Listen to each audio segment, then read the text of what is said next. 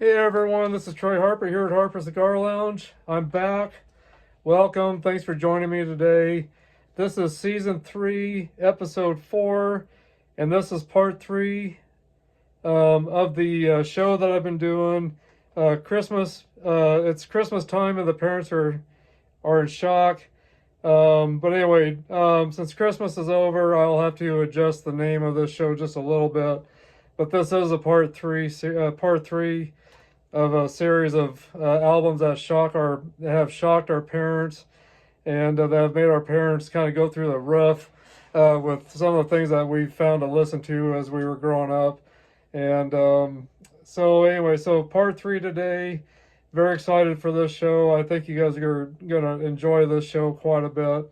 And anyway, so guys, welcome. Thanks for all your support to me, and I appreciate you guys. I hope you've all been doing great out there. And if you're new to this channel and you're liking what you see, and hopefully you've checked out all the other content on this channel, hopefully you've enjoyed it. And if you are enjoying it, make sure you subscribe today. Smash that subscribe button. Smash that like button. Leave your comments and feedback. Any questions you have for me as well. Share this content to everybody you know. I'd sure appreciate your support. And all of you that have been with me from the beginning, and all of you new followers, thank you. I appreciate all of you. I couldn't do this without you, and I wouldn't want to do this without you. So again, thank you for all your support. I appreciate you guys very much. And at the end of the show, I'll be doing some shout outs. I need to make sure I got my computer ready. I got some things I need to look up today, so I better have my computer ready. So anyway, guys, but what have you been up to? What's been going on with you? Hopefully you're doing great out there. I'm not sure what the weather's like in your area, but it's been very cold and snowy here. Not very enjoyable weather at all. And so hopefully you guys are doing good out there. Hopefully the weather hasn't been too terribly bad for you guys. And you guys, again, thank you for all your support to me. I appreciate you guys very much. Let's see here.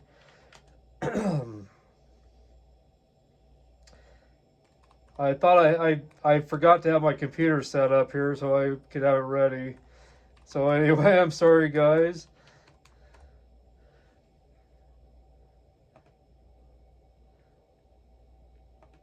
But anyway, here we go. So anyway, I've got my computer kind of where I need it now. And I apologize about that. But anyway, we'll continue on here. I've got a great cigar, guys, for you. The cigar I'm smoking today is actually from when I had done my Dropping the Ash podcast, which was episode 32 back on December 8th. I discussed the top 7 cigars I was going to smoke for December.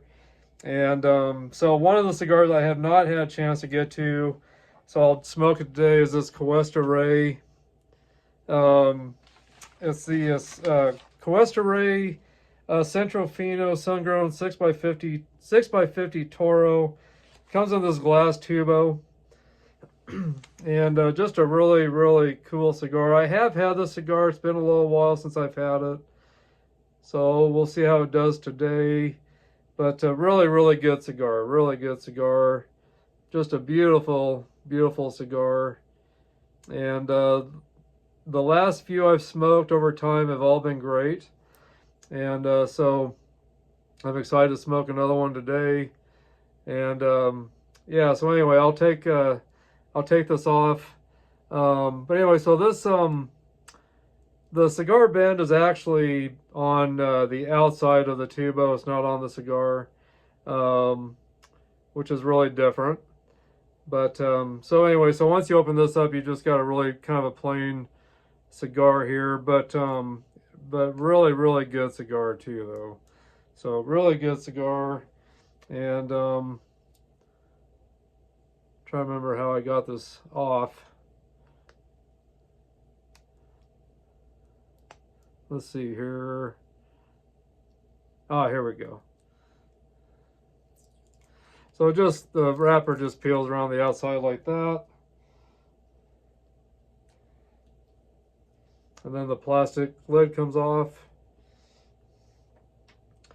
And then you slip it out, and there it is. So just a plain cigar once you take it out.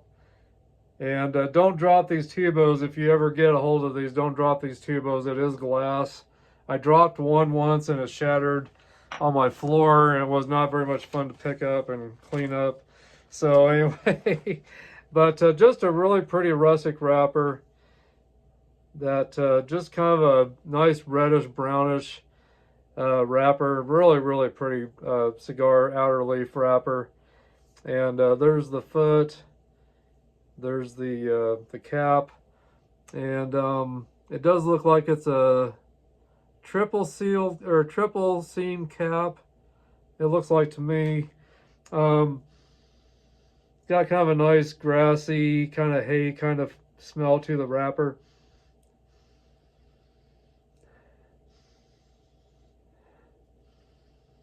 As well as the foot, got that grassy kind of hay smell to it, or aroma to it.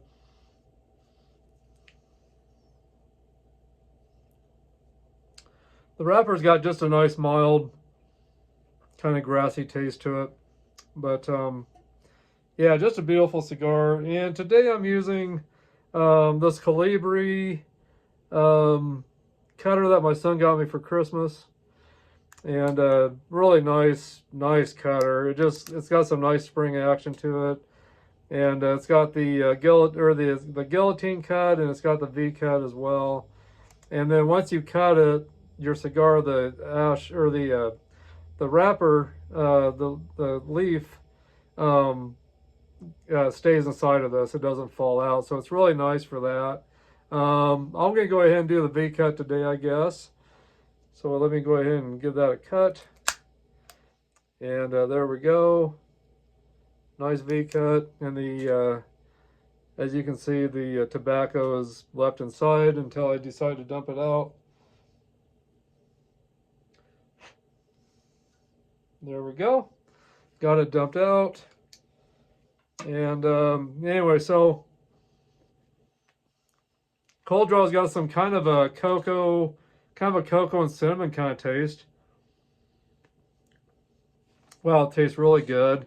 Anyway, so again, this is the New World, or I'm sorry, wrong cigar.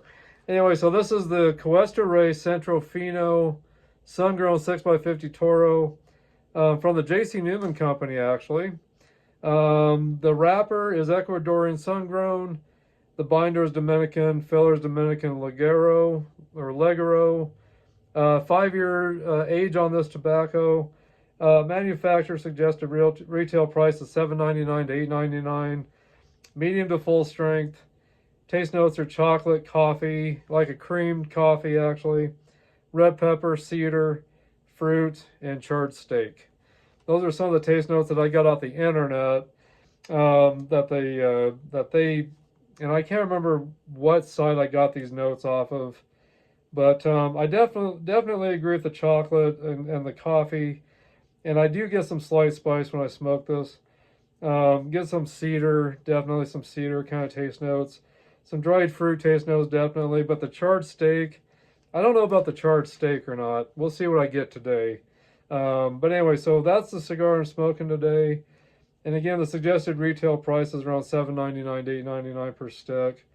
I bought a box of these of 10. And I want to say I paid maybe around 80 some dollars for the box, I want to say. I could be wrong on that, but around there somewhere I paid. So anyway, so that's the cigar I'm smoking today. And again, this is episode 4 of season 3 of Harper Cigar Lounge. And this is part 3 of a 3-part series of albums that shock our parents and cause our parents to get pretty uneasy with some of the things that we've chosen to listen to as we were growing up. So anyway, so this is going to be a fun show today. I'm going to be discussing some bands that you're probably not expecting me to discuss. So anyway, but yeah, so anyway, it's going to be fun. Before we get into all that, let me get my cigar toasted up. And I think I'm going to use my Tabletop Oliva cigar lighter. It's a three torch flame torch lighter, and I paid about $40 for this on the Cigar Place is what I paid, I believe, for this. I got one on sale for around 30, but I paid 40 for one. I paid 30 for the other, so I've got two of them, and they've just been really great lighters. They're heavy and sturdy, and they're just very reliable. I've never had any issues with it yet, and as you can see, it's just got a great flame. And then when you're outside, a lot of the lighters I bought say they're flame or wind resistant, and none of them really have been very well, but this one actually does pretty good. It's got a really wide lid, and it blocks that flame when it comes up pretty well. And so when I'm smoking outside, if the wind's coming this way, I'm gonna make sure that lid is facing that wind. I'm not gonna have it like this where that wind hits it. I'm gonna do it like this, and it's been pretty reliable so far. So, but let me get this toasted up, and then we'll start getting into some cigar birthdays, or I'm sorry, some celebrity birthdays. Heavy metal, hard rock musicians, not celebrities, but hard rock, heavy metal musicians and bands. We'll go over their birthdays here for January. And I'm not sure how many I'll discuss yet, because I'll probably do another show sometime this month, I'm guessing. Of course, I am going to have Martin Monnick on here from the band Accept, the German metal band Accept, this upcoming Sunday. And make sure you guys tune into that. So I'm very excited about that. And I've got posts up about it on YouTube. I've got posts up about it on Facebook. So if you just go to my YouTube channel, you'll see the information on that. But anyway, Martin Monnick, yeah, from the German metal band Accept. He'll be here live from Tennessee, Nashville, Tennessee, on the 12th of January, which will be this upcoming Saturday. So I'm very excited about that. It's going to be a great show, so I hope you guys will tune in for that. So I'm not sure if Martin's going to smoke a cigar or not. Depends on where he's going to be that day. He knows he's welcome to smoke a cigar during the show, but he's not sure if he'll be in his studio, his recording studio, or where he'll be. So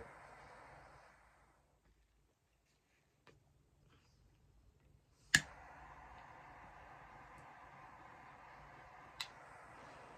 think it's ready. It's all lit up pretty evenly from the toasting that I've done.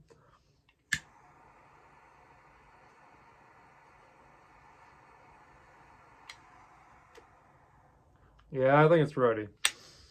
Okay.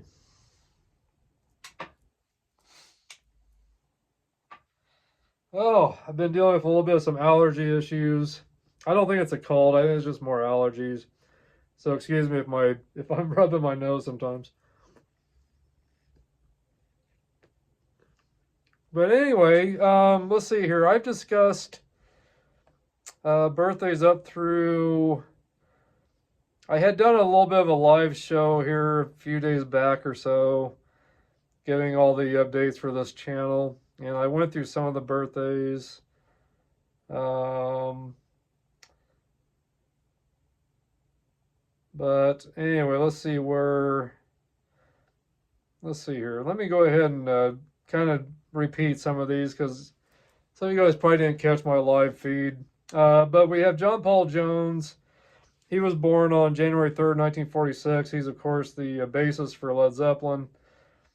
He's 79 years old right now.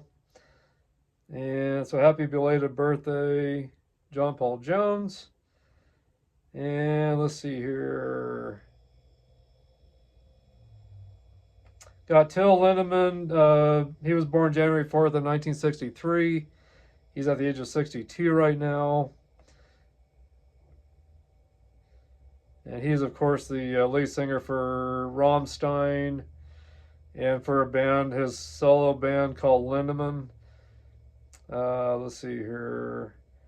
And then Peter Steele, he was born January 4th, 1962. He's the lead singer for Typo Negative Of course, he's not alive anymore.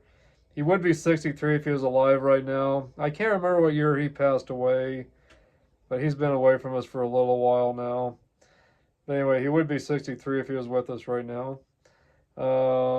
Let's see here. Chris Stein from Blondie. Of course, I know this isn't hard rock heavy metal, but Blondie is one of the band that I really like of the new wave bands out of the early 80s. So Chris Stein, lead guitarist for Blondie. He's at the age of 75 right now. He was born January 5th of 1950. And let's see here. Malcolm Young. He was the main lead songwriter and rhythm guitarist for AC/DC. He's not alive anymore. He passed away a while back. But he was born January 6, 1953. He would be 72 if he was alive still. So rest in peace, Malcolm. And rest in peace, Peter Steele, as well. Both of you guys are missed very much.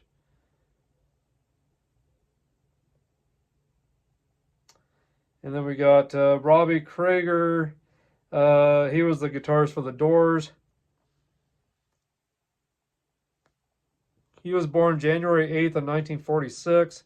He's at the age of 79 right now. And of course, David Bowie.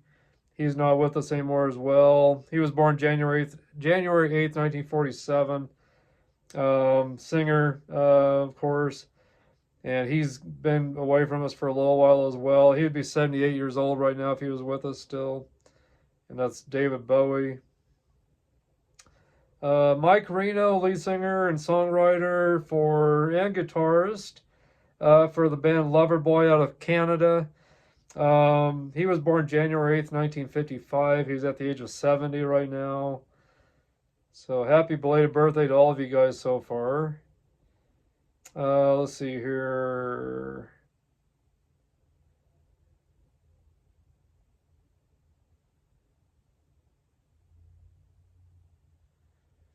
Pat Benatar, one of my favorite female hard rock singers. She was born January 10th, 1953. She's at the age of 72 right now. So Pat Benatar, singer-songwriter. Jimmy Page. He was born January 9th of 1944. He's at the age of 81 right now. Lead guitarist for Led Zeppelin, The Firm. He was with the Yardbirds. He was with the Honey Drippers. The Honey Drippers had, let's see here. Oh, shoot. Trying to remember. Well, shoot, I'm trying to remember what the Honey Drippers was all about. I know they had the lead singer of Led Zeppelin in it, Robert Plant. I think he was the only singer for the Honey Drippers, and that was, I can't remember what year they came out. But I didn't know Jimmy Page played in the Honey Drippers that Robert Plant started. I had no idea. I didn't know that. In the older videos, it really didn't show. It only showed Robert Plant in the videos, so I didn't realize that Jimmy Page played guitar for the Honey Drippers. But I'm trying to remember what kind of music you would consider them. I think they were just kind of adult contemporary soft rock. It really wasn't anything hard rock or anything like that, from what I remember of. But anyway, so Jimmy Page is 81 right now. Again, he was born January 9th, 1944. And let's see here.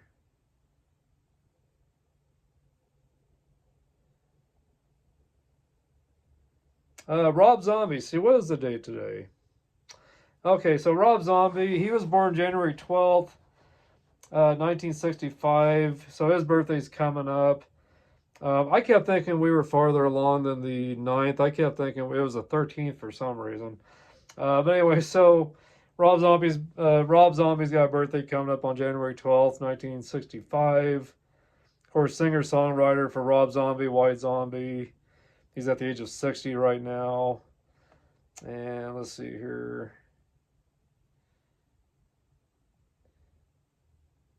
And then actually Jimmy Page's birthday is today. So happy birthday, Jimmy Page. Your birthday is today. And you're at the age of 81. So let's see here.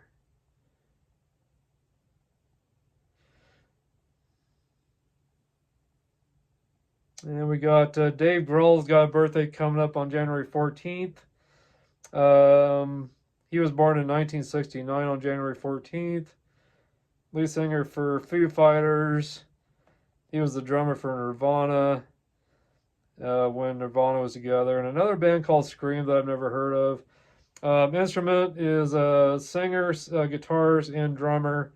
Of course, drummer for Nirvana at the time. He's at the age of 56. And gosh, I thought Dave Grohl was younger than me. I'm 54. I thought he was younger than me. I thought he was probably in his at least early 50s, like 51, maybe 50. So I didn't realize he was older than me. Wow. Jeff Tate, ex-lead singer for Queensryche and the band Operation Mindcrime. He's the singer-songwriter. He was born January 14th, 1959. Again, he's at the age of 66. So happy birthday, Jeff Tate. That's coming up. Zach Wilde, he's got a birthday coming up January 14th. He was born in 1967. He's at the age of 58. And I thought he was younger than me, too, for some reason. I kept thinking that he was probably a little bit younger than me. And, of course, he's a guitarist for Ozzy Osbourne for a lot of years. Black Label Society as well. And so he's singer-songwriter, guitarist for Black Label Society, and then guitarist for Ozzy Osbourne. So he's got a birthday January 14th coming up. And let's see here. Adam Jones, bassist for the band Tool. He's got a birthday coming up January 15th. He was born in 1965. He was at the age of 60 as well.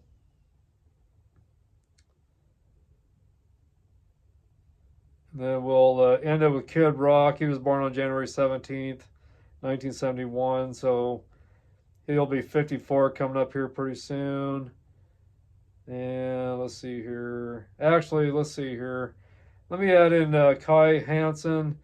He's the guitarist and singer for Halloween. One of the singers for Halloween, guitarist. He was born January 17, 1963. He'll be 62 coming up. And what the hell, I'll throw in Jonathan Davis. He's got a birthday coming up January 18th. He was born in 1971. And he is 54 years old, which, let's see here. Yeah, so that'd be right. I'll be 55 in August, so yeah. So Jonathan Davis, he's around my age. January 18th, 1971, he was born again.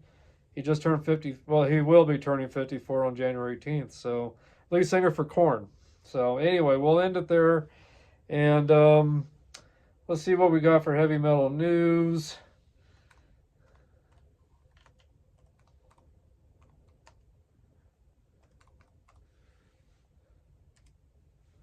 See what we can get for heavy metal news. And by the way, that was loudwire.com that I got all the birthdays off of. Blabbermouth.net is where I go to for all the heavy metal news.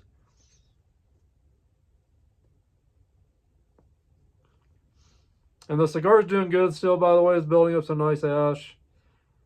It's got a pretty sharp razor, pretty sharp burn line, almost razor sharp. Not quite, but almost. Some nice white grayish ash.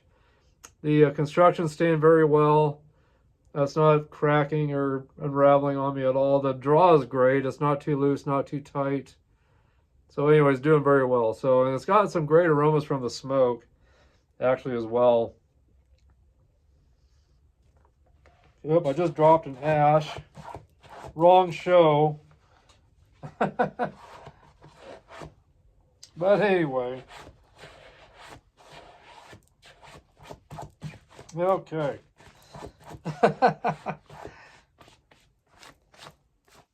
I'm on the wrong show, guys. This is supposed to be the Dropping Ash podcast, I guess. But anyway, no major damage done. Anyway, so yeah, so I didn't get my ash, of course, to the ashtray in time. I've been talking, of course, and not paying attention to how long the ash has been getting. I guess that's the only thing I'm surprised. The ash wasn't real super long yet. I didn't think for it to fall off already. So anyway, that's the only thing I guess I'd say would be the downfall so far is the ash didn't hold on very long before it fell off. Other than that, it's doing great. So anyway, I got a little bit of ash on my carpet, but nothing major. No harm done. Anyway, so let's get into some heavy metal news on blabbermouth.net. Let's see here. See what we can find.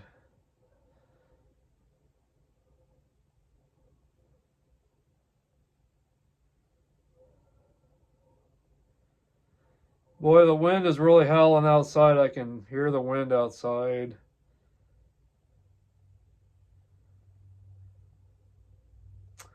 Let's see here.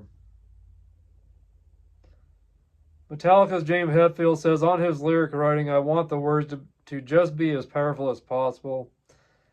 David Lee Roth, the Warner Recordings 1985 to 1994 box set due in February. Good. I'm sad to say, but the only David Lee Roth album I've got is the Eat 'Em and Smile album. I would love to have all of his solo albums. He's got a lot of great stuff. So that's cool. I didn't realize that there was going to be a box set coming out with all of his albums. Hopefully there's a CD set as well besides the albums, is what I'm hoping to. I'm running out of room for albums. I've got quite a few albums, but I'm kind of running out of room. So CDs seem to store a little bit better for me.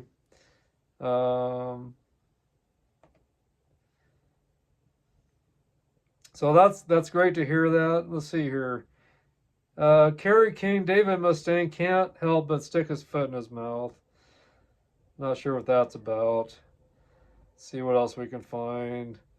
Let's see here. Boy, not a lot so far. Let's see. Exodus is working on music for next album. Let's see. Says it's going to be off the charts sick. See if there's a date on when this is going to come out. Let's see here. See, Exodus is working on music for next album. S blank blank blank is off the charts sick. Let's see here. San Francisco Bay Area thrash metal veterans Exodus are preparing to enter the studio to begin recording the follow-up of their 2021 album, Persona Non Grata. Let's see here. Earlier today, Exodus shared a photo of guitarist Gary Holt and drummer Tom Hunting in the studio, and including the following message: Jam camp has begun. Tom and Gary are busy crushing riffs to prepare for the next record. Shit is off the charts sick. Okay. Says it's, let's see. Last October, Hunting told the Metal Voice about Exodus's next album. The music is going to come together really fast, and it's really awesome. We worked last March, in April, a little bit in May, and got the nucleus for a bunch of songs. So, anyway, so see, after this fall 2024. There will be a tour, but it's not saying exactly when this album will be out, but there will be a tour for it in fall. Let's see. Well, we're in 2025 now, so after this fall 2024 tour, we're going to Woodshed. Okay, so I guess there's not a tour. I apologize. I thought it meant 2025. We'll probably get together in my studio here. I'm going to be in Northern California. And we're probably going to work through the end of December and then into January. So we'll have 2 months, and we already have the nucleus for a bunch of great songs. So anyway, it looks like, yeah, so it definitely looks like it'll be out sometime this year. Says they're working into January. So, not sure when it's going to be out, but it may not be too long before that's out. So, if you're into Exodus, make sure you stay in close contact with Exodus's website, maybe, to keep up on all their news of when this album's going to be out. But what it sounds like it's probably going to be pretty good. So,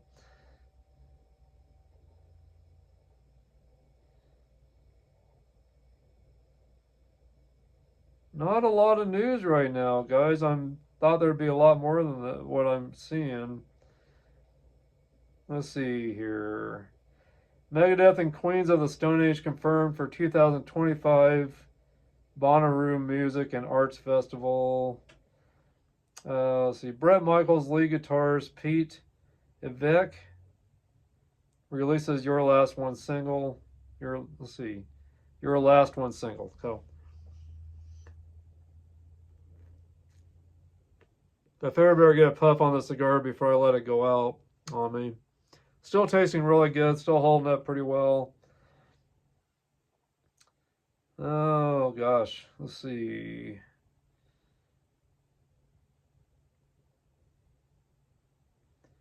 Well, there's just not a lot of news right now, guys.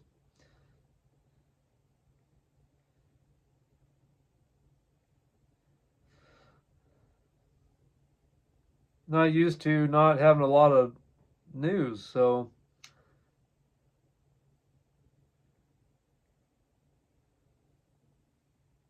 let's see. Aerosmith's Tom Hamilton. How I ended up playing bass for Thin Lizzy on 2016-2017 tour. Huh. I didn't know he played bass for them.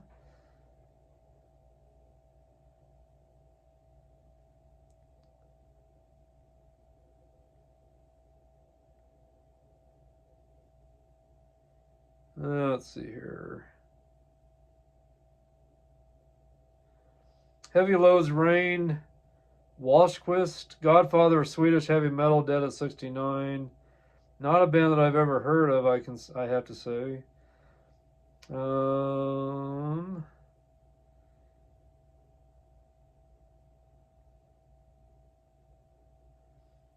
Let's see. Developers accidentally bulldoze Angus and Malcolm Young's childhood home.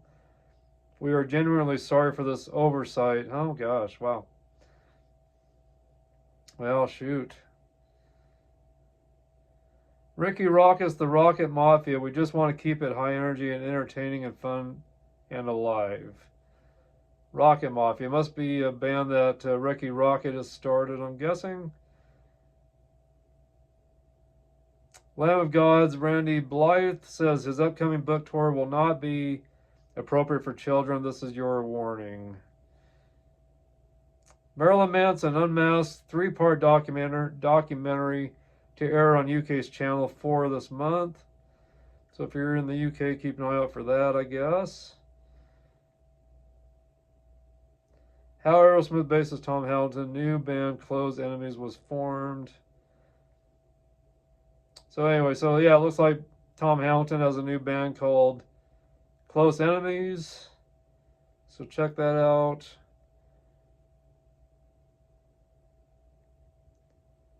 So just not a lot of stuff going on here.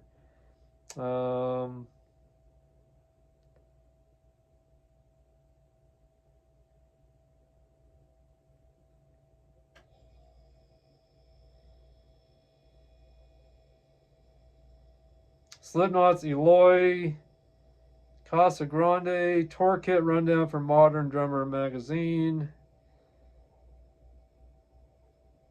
For Drummer magazine video. Jeff Tate hosts New Year's Eve party in Lantana, Florida. Photos and video. XF's Mark Tornillo isn't thinking about retirement. I don't see any reason to stop. That's good, because I sure hope XF's going to be doing some more albums. I'll find out some answers hopefully this upcoming Saturday or Sunday when Martin Monnick's on, the bass player for Accept, when he's on my show here. Hopefully I'll find out some answers on the future of Accept. I really want to know what the plans are for Accept. If there's anything he can reveal to me or to all of us, you know, or all of you that join in, that come and hang out on Sunday with us. So hopefully we'll find out some answers.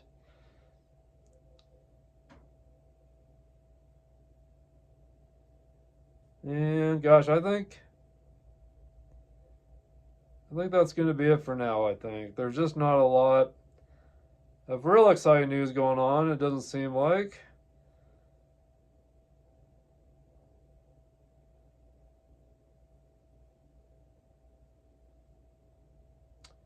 One last thing. Craig Goldie, ex-guitarist for Dio, says Vivian Campbell is very disrespectful to Ronnie James Dio on many occasions. And gosh, I don't want to read that because I don't like to get in the middle of all that kind of stuff. I met Vivian Campbell once and he was so nice. And I love Ronnie. I love Ronnie James Dio is one of my biggest heroes. But I don't want to get into reading on what went on between Ronnie and Vivian. It's not something I want to get into. I just don't want to even think about the fact that Vivian Campbell was disrespectful to Ronnie James Dio and that they had issues. I just don't want to get into that drama, I guess. Whatever happened between them, I hope they both were forgiving of each other, or hopefully things were good before Ronnie passed away. I just hope they made up and somehow talked in some way and made up somehow. I don't know if they ever did or not, but hopefully that's all I can hope for. And speaking of Ronnie James Dio, I probably showed you guys my tattoo here at one time, but I want to give a shout out to Andrew Police over in Torrington, Wyoming. He did a great tattoo for me back in October, early October, before I went to Pittsburgh to be on the Cigar Junkies podcast. I'll move my camera, which was that tattoo there. He did that great Cigar Junkies podcast tattoo for me. It says 10/27/24, and that was to commemorate the Cigar Junkies podcast I was invited onto in Pittsburgh, Pennsylvania, with my good buddies over there. And then he here recently did that tattoo for me, Ronnie James Dio. It's got his signature there. The logo, it's got the horns, and it says "Rest in Peace." And says 1942 to 2010. So Andrew, please, thank you for that great tattoo. I got 2 great tattoos from him now. I want to get more done by him. He's just a fantastic tattooist, and I really appreciate the tattoos he's done for me so far. But I am so proud of that Dio tattoo. He did such a great job. And so go, make sure if you're in the Torrington, Wyoming area, go check out Andrew Place at Beauty and the Beast Tattoo. He's got a Facebook page. In the bio, I'll leave a link to his Facebook page. But if you're ever in the Torrington, Wyoming area, or anything like that, there's my old Kiss tattoo. That was done by another tattoo artist. And there's another tattoo of mine. But those are the 2 that I'm really, really proud of, besides my Kiss tattoo. But Andrew, please, you did such a fantastic job on those. I'm really proud of those tattoos. I've had the Dio tattoo, oh gosh, maybe about a month now, I think, close to it. So anyway, that's it for the news for the birthdays. Sorry there wasn't much more exciting stuff, but I'm going to put on some music in the background. And we're going to get into the meat and potatoes of this podcast today. This cigar is doing wonderful, wonderful, wonderful. Hopefully the music's not too loud in the background so I don't get flagged and get in trouble by YouTube. But I won't reveal who's playing on YouTube, so I'll probably get in trouble for it. Yeah, so I went ahead and ashed this. I was starting to draw some ash again. So that's the only downfall with the cigar probably, is that the ash doesn't hold on as long as it could. And this is a hand-rolled, handmade cigar, premium cigar. But the ash is a little flakier and it doesn't hold on quite as long. But other than that, it's been a great cigar. All these I've had have been great. They really have. So let's see here, guys. What we're going to discuss today, and of course, you know, back in the day, it was bad enough for our parents to know that we were listening to bands that had imagery that they didn't agree with, that they thought was going to harm us, that was going to warp our brains, warp our minds, cause us to go down a bad path in life. They thought these bands were going to influence us in a way where we would become very rebellious. And I know there's probably been kids that did, you know, become very rebellious through the music.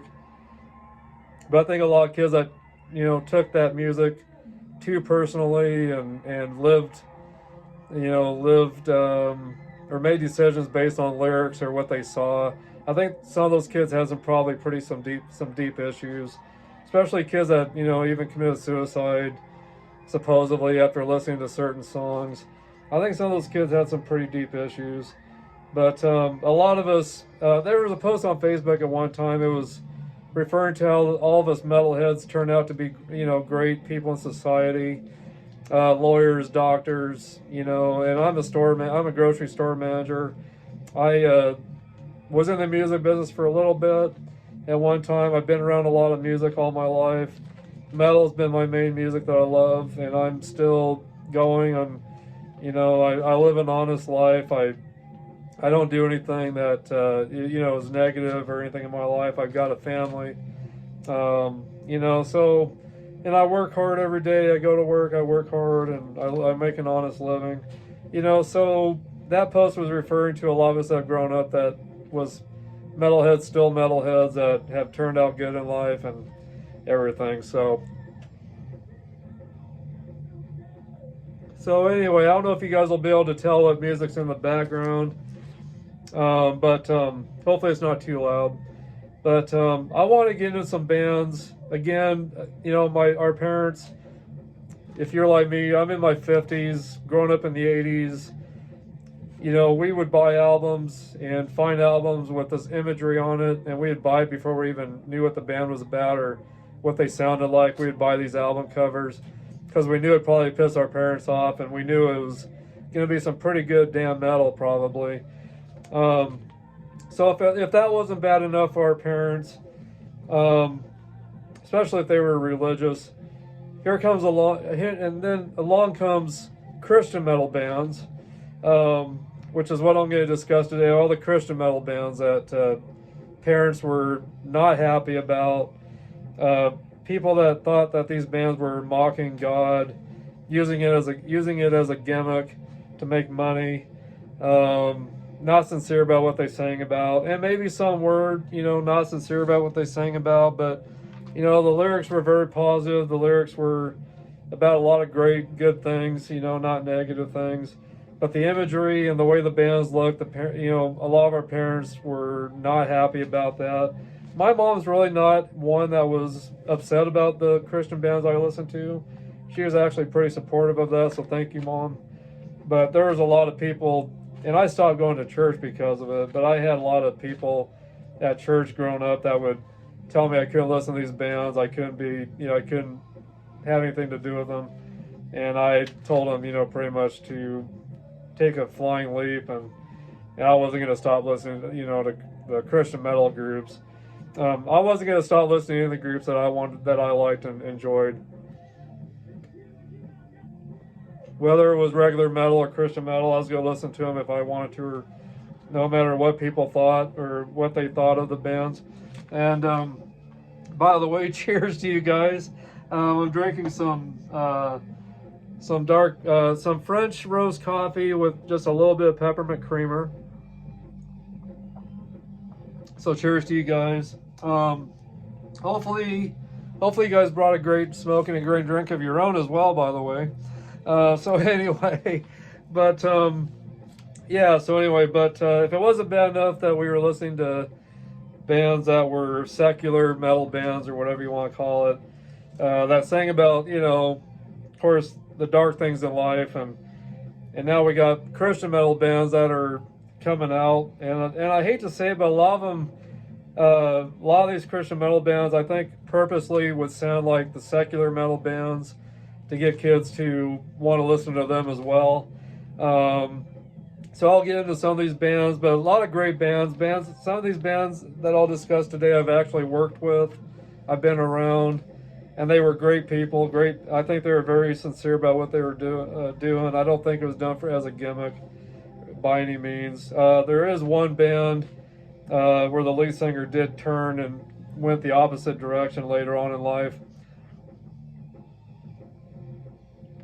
But a lot of these bands I'll discuss today are still out there playing, and they're still playing the same kind of music and still believing in what they believe in, and they're doing very well.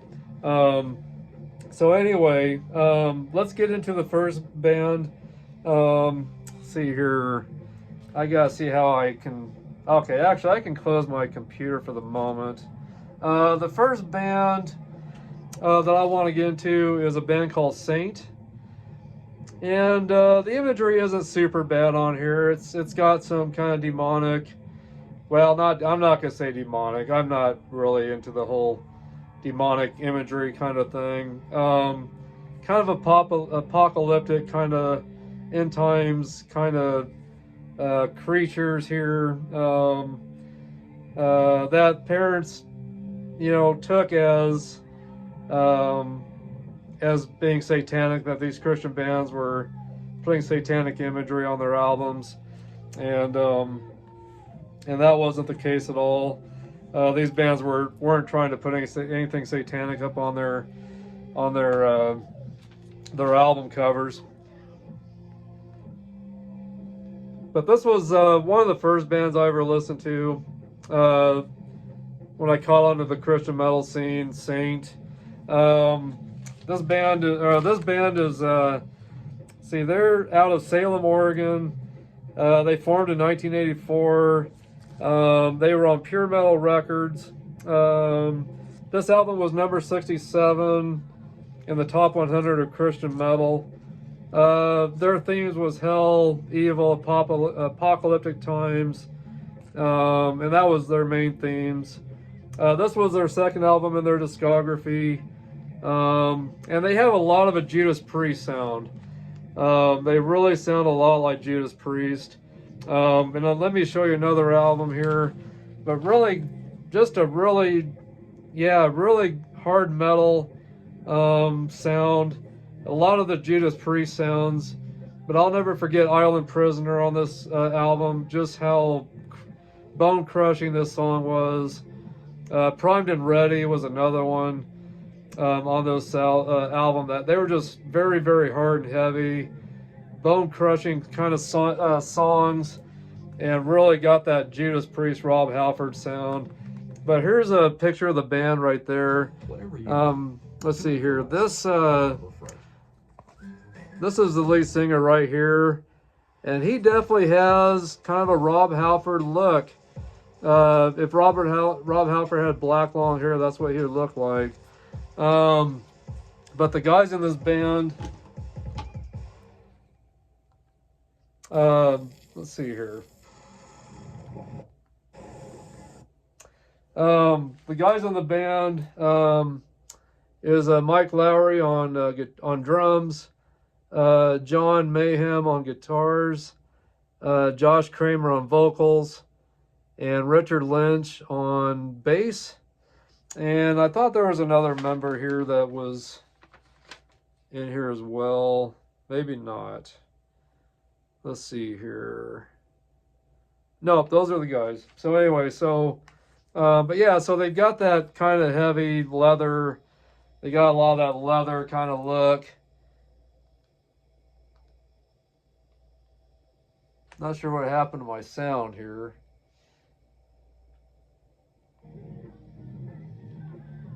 There we go. Anyway, but just have that metal look, that, you know, the leather, the black leather. Just a great looking band at the time. Definitely had that whole metal look. Yeah, and they really had that British metal sound, even though they're not from Britain. Like I said, they're from Salem, Oregon, but they had that Judas Priest, British metal kind of sound, just really heavy. And the lead singer's voice just had that mean, rough, kind of sinister kind of voice, the way Rob Halford does. And he could get some high notes as well up there, you know. So, but yeah, so Josh Kramer, great vocalist for Saint. And this was their first album, by the way. This came out in 1984. Time's End came out in 1986. I've got a few of their other albums that are really good. I had all these on cassette, and then they brought these out on CD and were remastered. And I'll be honest, the sound, the way these were remastered, I was not happy with the mastering on these. They just were not as clear sounding as I thought they could be. So I thought the cassettes actually sounded way better than what these did. So, but anyway, but great band. So Saint. And the next band, I don't have any of their CDs anymore, but I do have this DVD, and it's from Tourniquet. And of course, they got some kind of dark imagery as well, with the skull and the kind of evil looking eyes on this DVD. This is called Ocular Digital, and this was actually from one of their later albums called Ocular Digital. But one of the albums that was really big was called Psychosurgery, and that was on Metal Blade Records from 1991. And Tourniquet was a band that formed out of LA in 1990. They were, it says, heavy metal, fanzine ranked Psychosurgery, Christian metal's second best album of all time, after Vengeance Rising's 1988 debut album, Human Sacrifice, which I'll get into that album. Real thrash metal kind of band. A band that got on MTV. But the song they had off of the Psychosurgery album was a song called Arc of Suffering. And you can catch that on YouTube. But the song was taken off of MTV because of the content. The song was about animal abuse. And so there's a lot of really bad imagery of what scientists do with animals and what, you know, I don't know, farms and ranches that raise cattle and raise, you know, animals for people to eat. It has a lot of negative imagery of what these animals go through before they're put out on the market to buy, and just, you know, scenes of experimental things that, you know, science do, or scientists do with animals. And it was a very sad video, and it really made you think twice if you really want to eat meat. And it's no wonder so many people are vegan or vegetarians. But that video was taken off of MTV just because of how intense that video was. And I'm going to pull up on the internet real quick what that album looked like. I'm going to see if I can find it.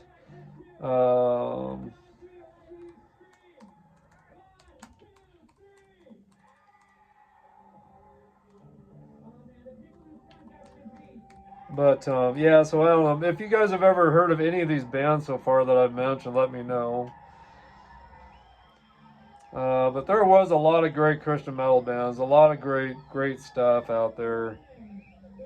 But anyway, but yeah, this is that's what the album looked like right there that I'm discussing, which is again called Psychosurgery. And Metal Blade. It was actually on Metal Blade Records of all things. Metal Blade Records is known for a lot of thrash metal bands, a lot of heavy metal bands such as King Diamond, which King Diamond of course does not believe in Christianity. He's into Anton LaVeyism or something like that. Even though he is considered a Satanist, King Diamond, I love his music. All of his music's about. It's all of his albums or concept albums are all about horror. It's all horror stories, which I've always been into horror films, and I'm not into slasher movies, but I'm really into like really good horror movies. And so all of his albums are just based around a lot of horror themes. And I just really do love his music. He's the only person that I listen to that's claimed Satanist that I really love his music. But in spite of his beliefs, he's a very good person. He cares about his fans.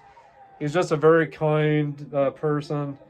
And so anyway, but I was surprised to see that a Christian metal band was on Metal Blade Records, as due to the other bands they have on there that aren't Christian, But anyway, great album though. I used to have it. I don't know what happened to it. I think I let a friend borrow it at one time, and I don't think I ever got it back.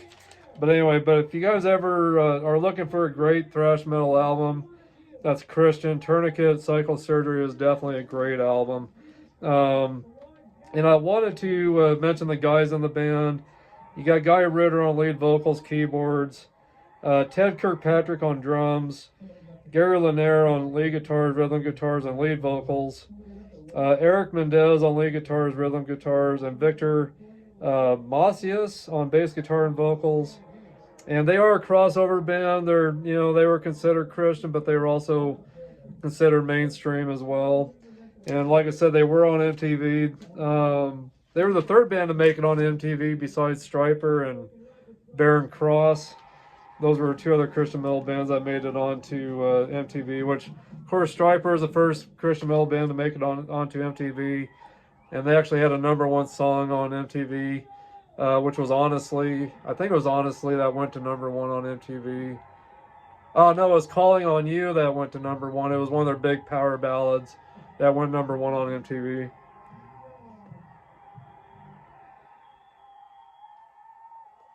This cigar is doing really, really good, actually. Really enjoying it again. It is getting a little bit of a wonky burn line, but I think it'll probably fix itself, I have a feeling. So anyway, yeah, so I'm sorry, I meant to tell you that there's 10 bands total that I'm discussing today. Same was my number 10 pick. Tourniquet was my number 9 pick for the bands. For the Christian metal bands that really raised some eyebrows with a lot of parents out there.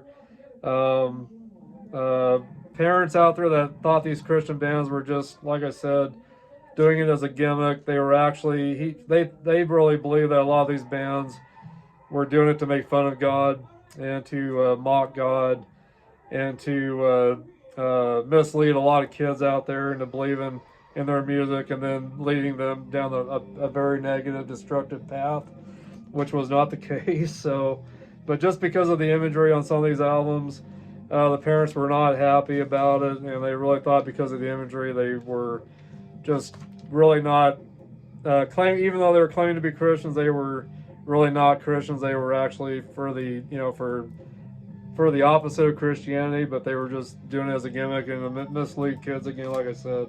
So anyway, Tourniquet Psychosurgery is my number 2 pick. The next one is Vengeance Rising. Let's see here. Hopefully the music's not too loud in the background. But anyway,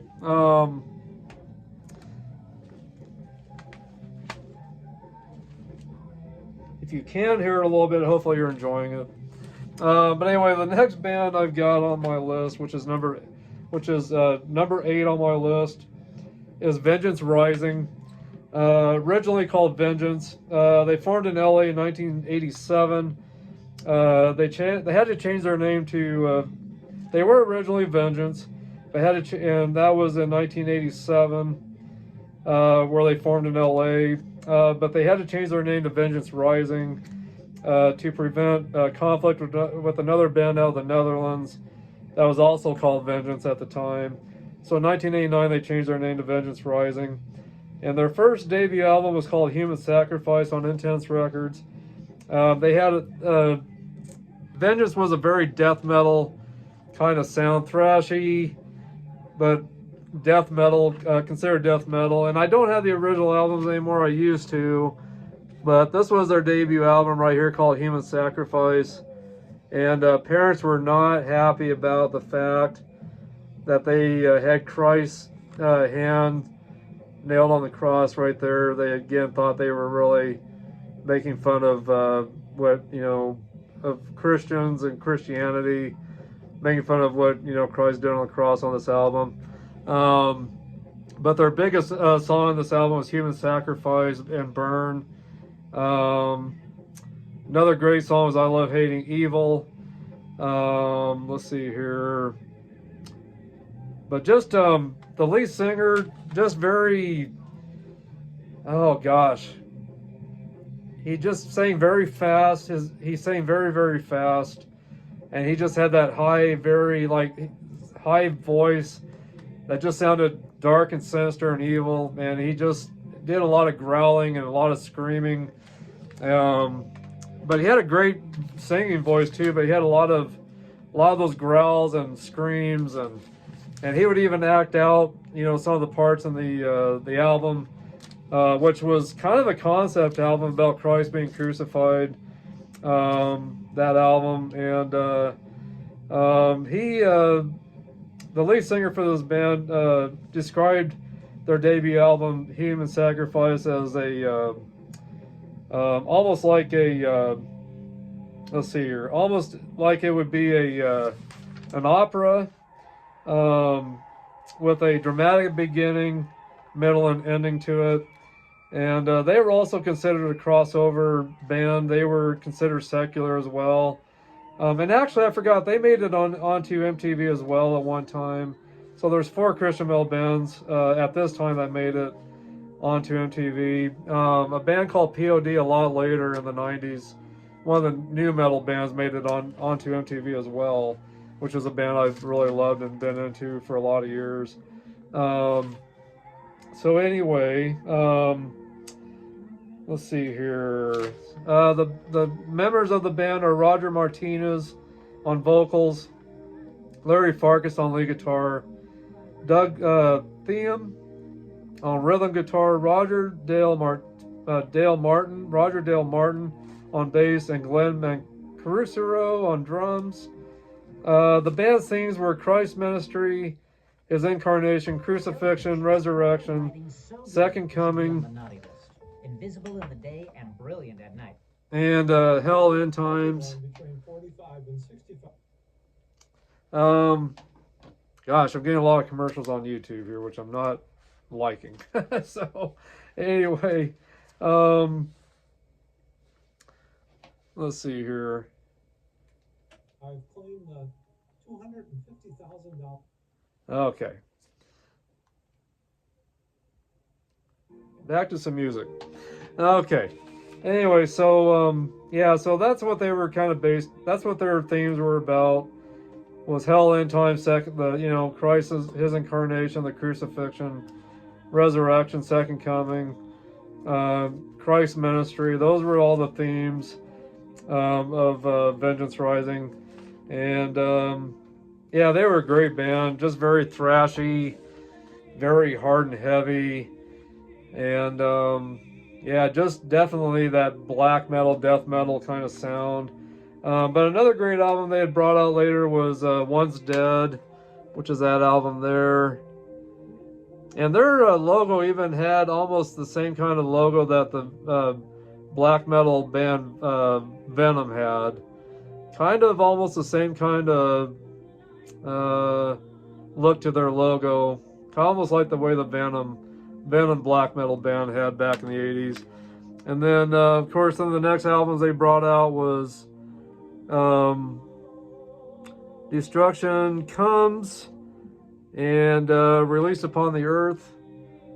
A couple of other really great albums they had brought out, and they even did a cover on this album here. They did a cover of Deep Purple Space Truckin', which was really good, really good. So anyway, Vengeance Rising, really good band. And yeah, so I don't know if you guys ever run into these albums or if you ever listened to any of them, let me know what you think. But anyway, good albums, definitely. And Vengeance Rising really had a sound of their own. They really didn't sound like anybody else at the time. Tourniquet that I discussed had a sound of their own, even though they were thrash metal. They really had their own sound. Saint, so far that I've discussed, is the first band that kind of had the sound of like Judas Priest, or that kind of sound. British metal kind of sound. Judas Priest kind of style of music. Really, that lead singer really sounded like Rob Halford a lot. And actually kind of had his look a little bit too. And the whole band just really had that black leather look. And I think they were the first band in metal, in Christian metal, to have that black leather look. So, but anyway, great band though. Saint was a great band. And I know they've done some group songs off, or some concerts off and on out there, but I don't think they're really together anymore too much. Maybe they'll do a reunion show sometime. It is a band I've always wanted to see. So far, all these bands I've wanted to see and never got a chance to. But anyway, so those are the first three of my list.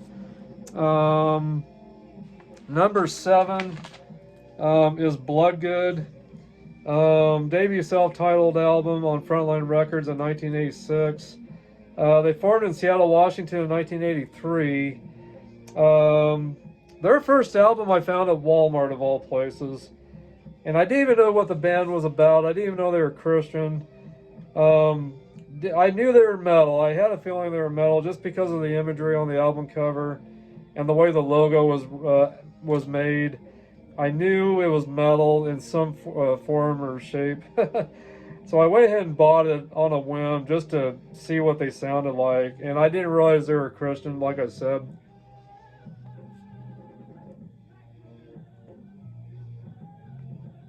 But the imagery really caught my eye on it. And that album is Bloodgood's debut album, which is this one right here. And I wasn't sure. I had a feeling they were probably Christian when I bought it, but I wasn't quite sure.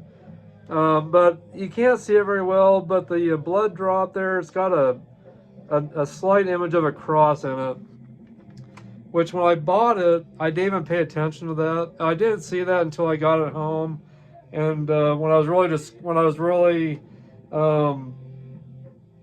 observing the cover and everything, I thought I saw a cross on the blood. And so come to find out, the blood drops was, the blood that Christ shed on the cross is what that blood represents. The blood that dropped off of Christ when he was being crucified.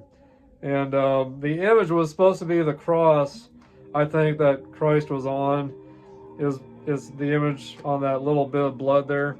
Let me see. I'm going to see if I can pull up a better image of that album as well. And then I'll get into the band a little bit more here.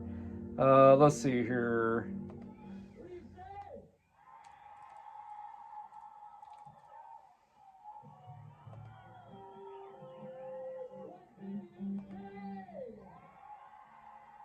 Okay, let's see here. Okay. See if I can find an image here.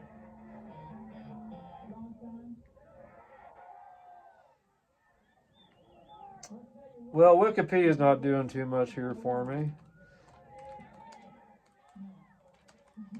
Let me try a different way here.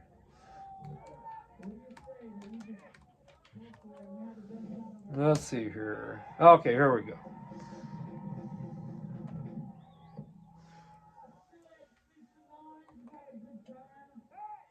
There we go. Got a bigger image here. Okay. So here's the image right there. Hopefully you guys can see that okay. As you can see on that blood drop, you see a little an image of a cross on it. Very slight image of it, but just a really cool looking cover. And the way the Bloodgood logo is, it just really caught my eye at the time, like I said. It was just, yeah, it was just one of those album covers that, like I discussed on the previous two shows,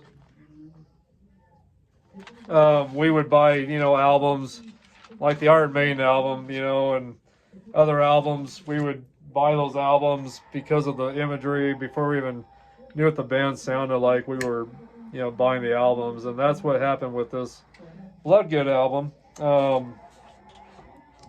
I had bought it because of the imagery. Didn't even know what the band sounded like or what they were even about. My cigar did go out on me, so I'm giving it a relight.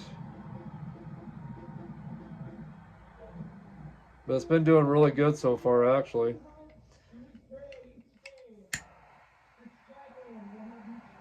But when you go to relight your cigar, guys, just as a tip, try to get as much of the ash off as you can. You don't want to tap it hard in your ashtray, or just roll it very easily around in your ashtray. Try to get as much of that ash off as you can. Tap it lightly, and then just give it a toast like you would like you did in the beginning of lighting your cigar.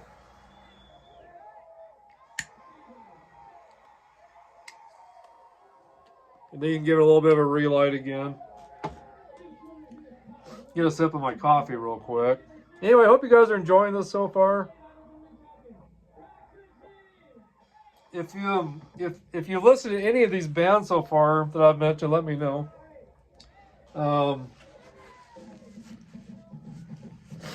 Sorry I had to wipe my nose in front of you guys. But anyway, if you've heard of any of these bands so far, have listened to any of them, let me know. But again, Bloodgood formed in 1983 in Seattle, Washington. And they were one of the top 5 Christian metal bands at the time. Next to Stryper, Barren Cross, Leviticus, and White Cross. And I can't remember if I've got a Barren Cross album down here. I'll have to see if I do. Barren Cross was a band that really sounded a lot like Iron Maiden. They were really, really good, but had that Iron Maiden sound, kind of. And let's see here. Les Carlson on lead vocals. Michael Bloodgood on bass vocals, which Michael Bloodgood passed away in 2022 due to, he had a stroke and was struggling with that and passed away from having a stroke due to complications. Which rest in peace, Michael. You were a great bass player. I really miss you a lot. You were a guy that I really, really enjoyed watching. JT Taylor on drums, David Zafuro on guitars, and that was the lineup at the time. Let's see here. A couple other really great albums. Some really good albums I got here from Bloodgood.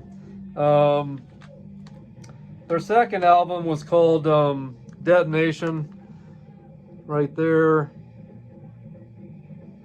That came out after their debut album. That was a really good, hard, heavy album.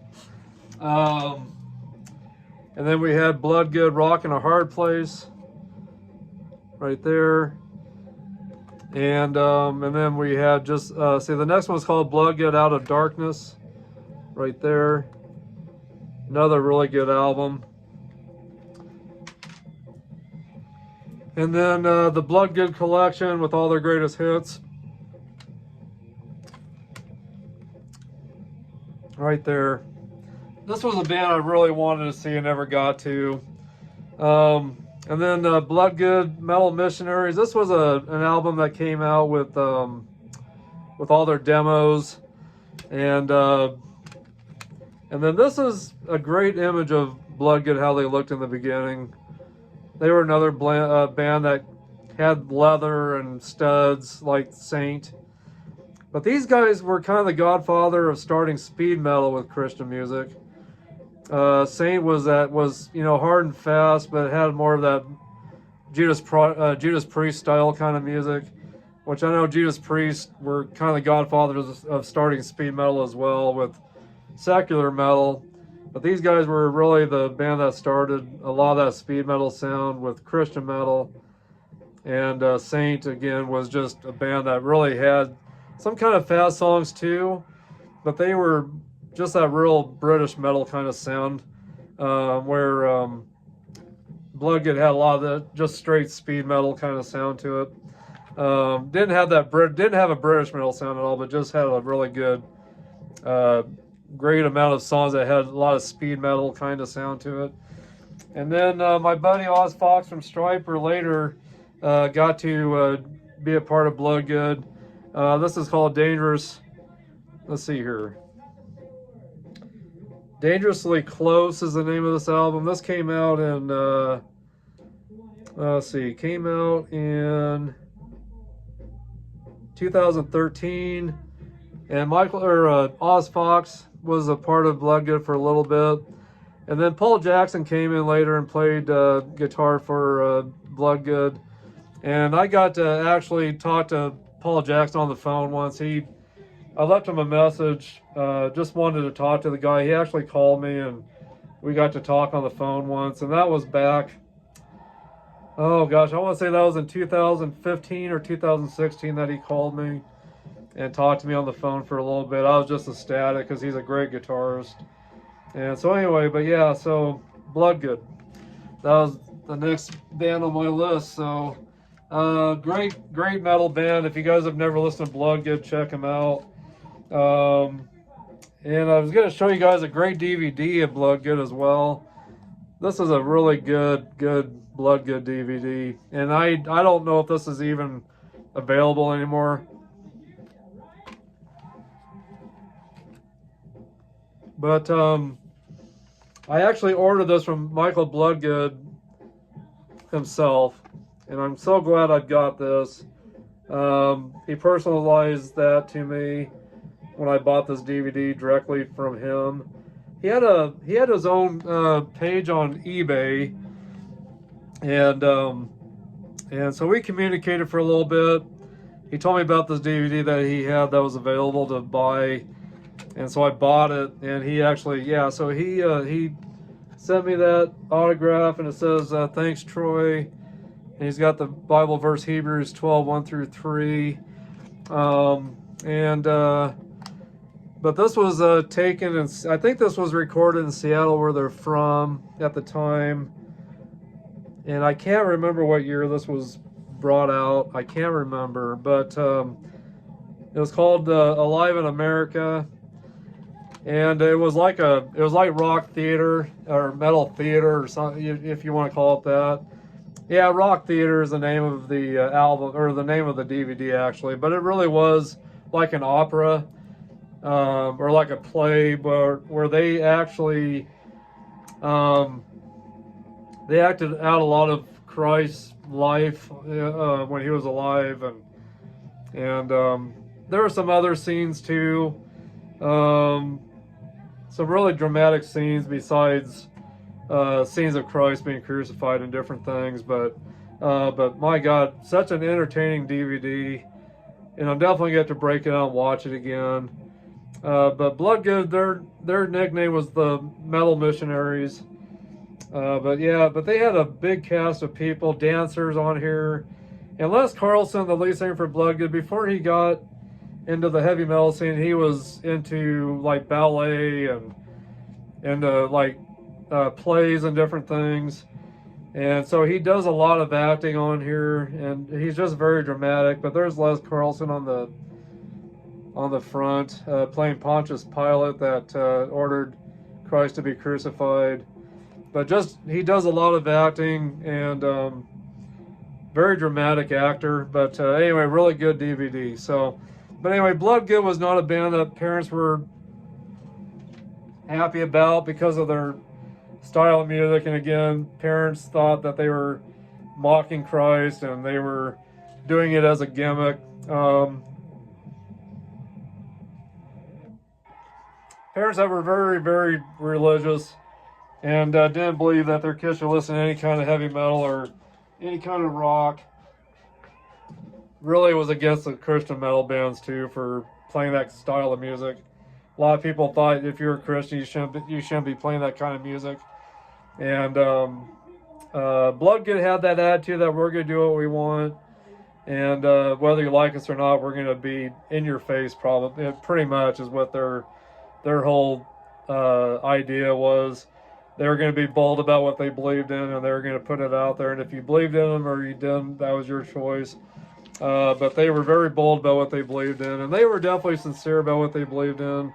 It wasn't a gimmick at all. But basically, Bloodgood's themes have always been biblical themes, good versus evil kind of type of stuff. So, and but just a really great band. And they had been planning on doing more music until Michael Bloodgood passed away. So anyways, too bad Michael Bloodgood had to pass away. He was an excellent musician, excellent bass player, excellent singer, and yeah, he was just really, really good at everything he did. So anyway, let's see here. So they were number 7 on my list. Number 7, yep. Number 6 on my list is Sacred Warrior. Another really good metal band. These guys had a lot of the sound of Queensryche and Maiden kind of mixed together. If you were to mix Iron Maiden and Queensryche together, that's what you'd get with these guys. But this is an album right here called Waiting in Darkness. Really good band. Lead vocals was Ray Perra on lead vocals. Tom Anderson on keyboards and backing vocals. Steve Watkins on bass and keyboards, backing vocals. Tony Velasquez on drums. Bruce Swift on guitars, backing vocals. Formed in 1988 out of Chicago, Illinois. But a really good band. And a lot of parents did not like this image because of the skull with the horns. And rumor was that was supposed to be Anton LaVey on the cover, which really isn't. That's actually the lead singer on the cover, but it was not supposed to portray Anton LaVey at all. But parents at the time thought it was, that they were using Anton LaVey as a symbol for what they believed in, which was Satanism, which was not true. These guys were very sincere in their faith and what they believed in. But I just thought that was a killer cover. I really thought that was a great cover for this band. Really enjoyed it. And the music on this is just fast and really Queensryche kind of, early Queensryche kind of sound to it. And then this is a great live album from Sacred Warrior as well, from Cornerstone 2001. And just a lot of great songs that they sang live in Cornerstone, which was, I believe, in California at the time. But they had just a really great sound, If you're into Queensryche, you will love Sacred Warrior. So,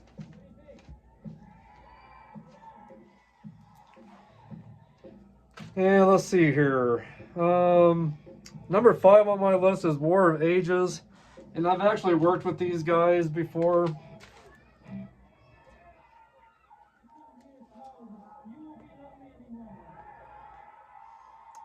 The cigar is still doing pretty well. Pretty even burn line overall. At Harbor Freight. Still, and it's building up some great ash already. Construction's still great.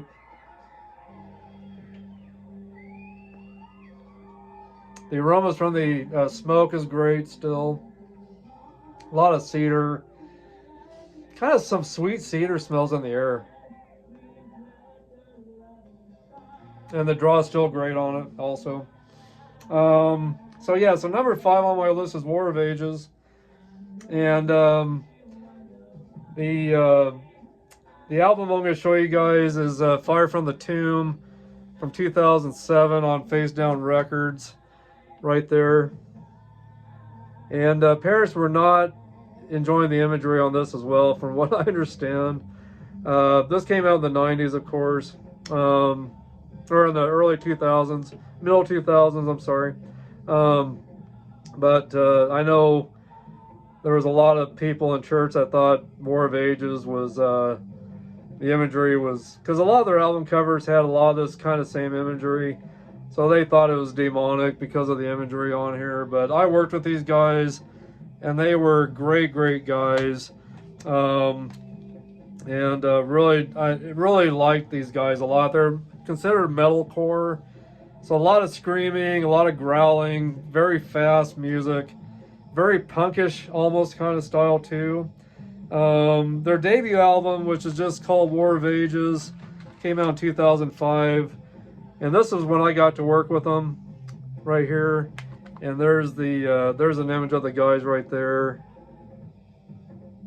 But I'll get into the names of these guys here. Put down my cigar for a moment.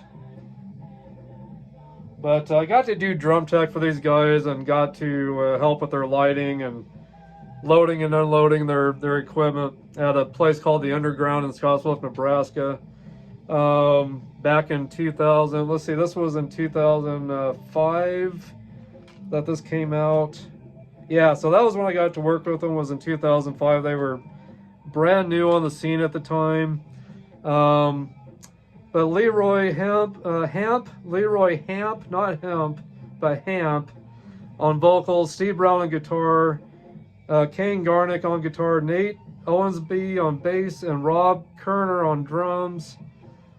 And just a very, very hard and heavy album. Really great album. But they were on Strike First Records. And then they ended up changing over to Face Down Records. Yeah, Face Down Records. But anyway, yeah. And I've got other albums of these guys, and they're all great. Really, really good albums. And these guys are definitely... they believe in what they sing about, and just a great band. But let's see here. I think that's it for these guys. But just really punkish, hardcore metal. I mean, just really, really good stuff. And all their music just flows really great with each song. Each album just flows great. But great albums, boy, they are just powerful, powerful, powerful. So, really powerful albums. And so if you guys have ever heard of War of Ages, and you've listened to them, let me know. If you haven't listened to them, check them out, definitely. I think you'll really enjoy them.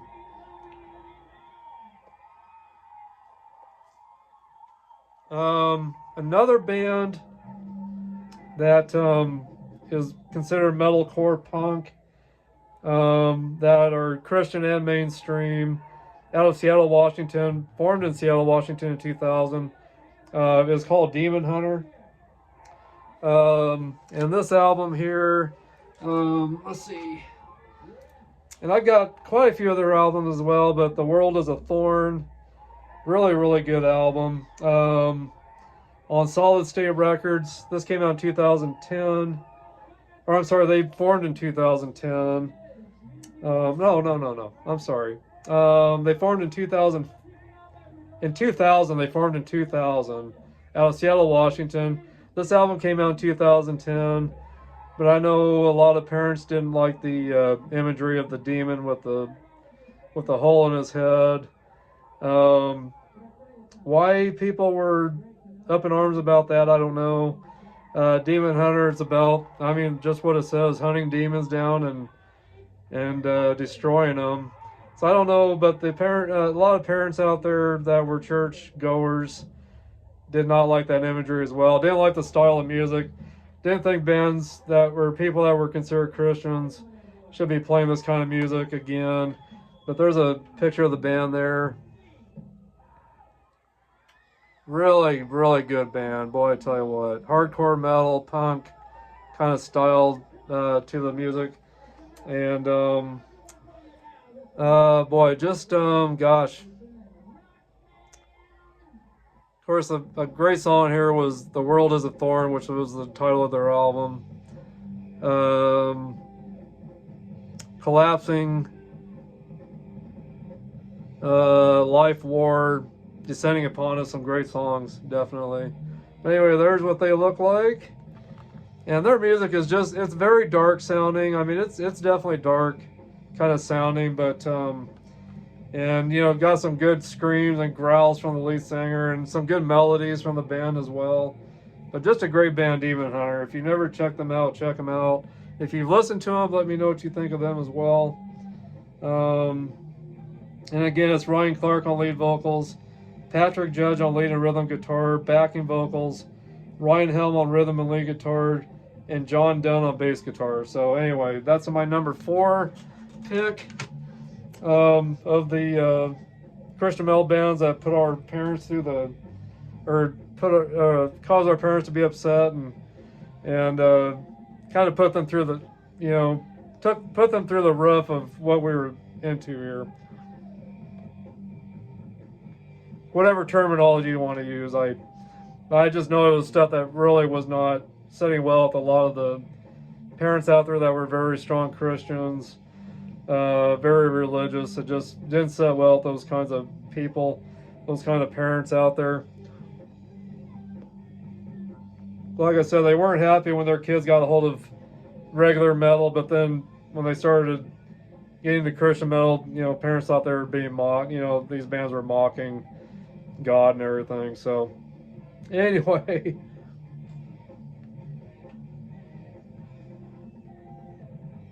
number 3 on my list is another band that I've had a chance to work with, and that's a band called Mortal Treason. And they're another band that's metalcore, punk, deathcore, so just very dark sounding music. Sunrise Over a Sea of Blood just wasn't an image that a lot of parents didn't like due to all the blood on the cover. There's the back of it. These guys were on Flickr Records, and got some autographs from them from when I got to work with them.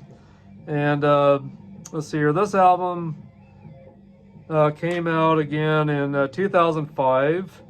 So that was, and I worked with these guys. I worked with these guys also at a place called the Underground in Scottsbluff, Nebraska. But here's a great photo of the band right there. Got an autograph on there as well. But it was Seth Kimbrough on vocals, Elizabeth Kimbrough, his wife, on keyboards and backing vocals, Josh Jarrett on guitars, Adam Wright on guitars, background vocals, TJ Alford on bass, and Steve Robinson on drums. These guys were incredible when they were together. They only brought out 2 albums, unfortunately. The lead singer went on to be with some other bands. He actually was a part of War of Ages for a very short time, which is Seth Kimbrough, the lead vocalist. Went on to be at War of Ages for a very short time, and then went on to be with some other bands. And he was also a professional BMX bike rider, racer. So he pursued that more as well at the time.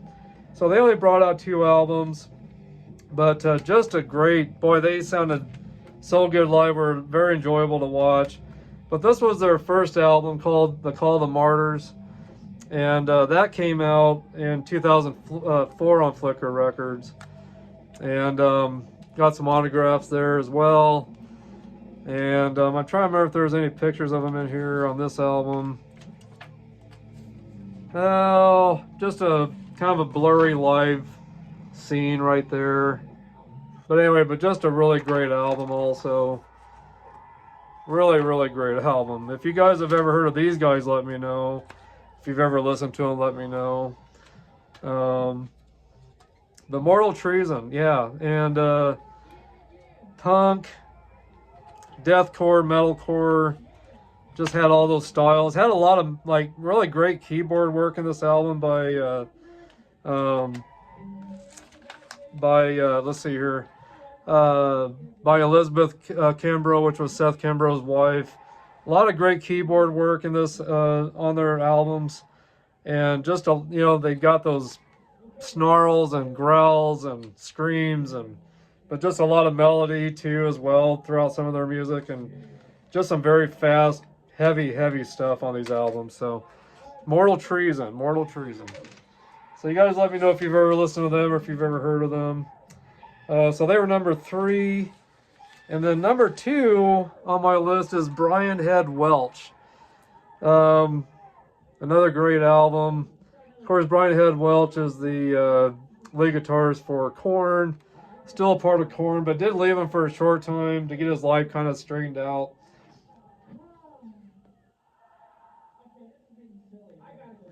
But some great imagery on this album. There's the back. And this came out on, let's see here, came out on Driven Music in 2008. Love, Flush, Loyalty, Rebel, Home, Save Me From Myself, Die Religion, Die, Odd and I, Money, Shake, Washed by Blood are the songs on here. Very dark sounding album, but this album was really a story of Brian Welch's life, of how he got his life turned around, how he, kind of laid to rest the old life and took on the new life through Christ, of course. But anyway, great imagery in this album. There's another great picture of Brian Head Welch right there. And let's see here. Lead vocals is, of course, Brian Head Welch. Lead guitars is Brian Head Welch. Rhythm guitars, Archie J. Muse Jr. and Head. On bass is Trevor Dunn and Tony Levine. And drums, Josh Freeze. Synthesizer strings, choir sounds is from Brian Head Welch. Kids choir on Rebel. Let's see here. Genia Welch, Doug Engel have the credits on that. And let's see here. So I guess those are everyone that was a part of this album. But very dark lyrics, but very positive at the same time. Got some really dark kind of sounds to this album.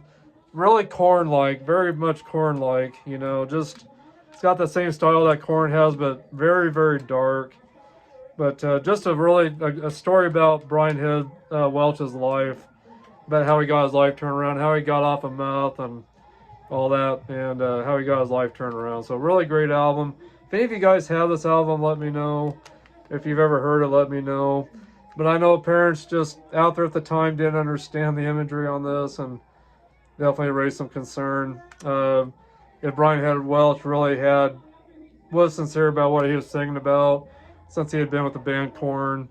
And then, of course, a lot of parents out there thought he was mocking Christ on the back, which he wasn't. He was really displaying here that he was resurrected from his old life into the new life that he had. So anyway, great album.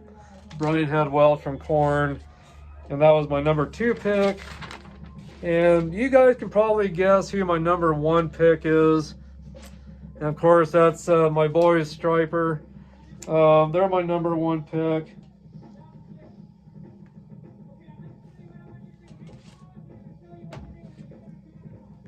Of a Christian metal band that parents were not happy about at all. A band that a lot of parents out there did not understand. They were the first Christian metal band to really make it big in the secular side of things too. They had made it on MTV. A lot of parents were just after him, and a lot of people besides parents were bashing him and criticizing him for the imagery on their album covers, and judging them, saying that they weren't sincere about what they sang about and weren't really true believers in God, so which led to Stryper kind of rebelling later, and I'll get into that here in just a moment. But Stryper started out in 1983 out of California. They were formed in La Mirada, California, which I think is part of Orange County, California, I want to say. Kind of part of Hollywood in that area. Giving my cigar just a little bit of a touch up here. And the cigar is doing great. I love the cigar. More than you expect. All day, every day.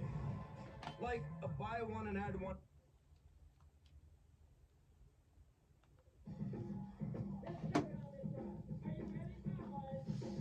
How to get past the commercial on YouTube.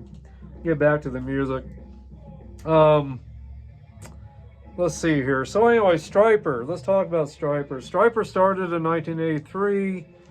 And of course, this was their first album right here, the Yellow and Black Attack. And each of these missiles is going towards Earth with God's hand, which a lot of parents were confused by what they were really trying to say on this album. Really what this was about was being at war with evil in the world. As you can see, the Earth has yellow and black stripes. That's supposed to be God's hand right there. Each missile has the guys' initials: Michael Sweet, Robert Sweet, Timothy Gaines, and Oz Fox on the missiles. And this was such a cool album cover. A buddy of mine growing up thought Stryper was too heavy. He didn't like their music, so he gave me this. And I didn't bring it down, but they had a two-song EP called Reason for the Season, which had the song Reason for the Season they had wrote. It was a Christmas metal song that they wrote, and then they also did Winter Wonderland on it as well. And he gave me that one and this, which they were on cassette at the time, which I still have put away. But I just thought the imagery was just so cool, and I just loved the way they were sounding at the time. So of course I gladly took the music from him, and I played the heck out of this album and the Reason for the Season cassette. Some of the songs that were huge on here were Loud and Clear. Actually, all the songs were big on here. Loud and Clear, From Wrong to Right, You Know What to Do, Come On and Rock, You Won't Be Lonely, and Loving You. All these songs were huge hits. Most of these, or almost all of them, were always played in their live shows in the early days. But that was their first album, Yellow and Black Attack, from 1983. Actually, I'm sorry, 1984. Reason for the Season was 1983. This was 1984. But there's a picture of Stryper right there.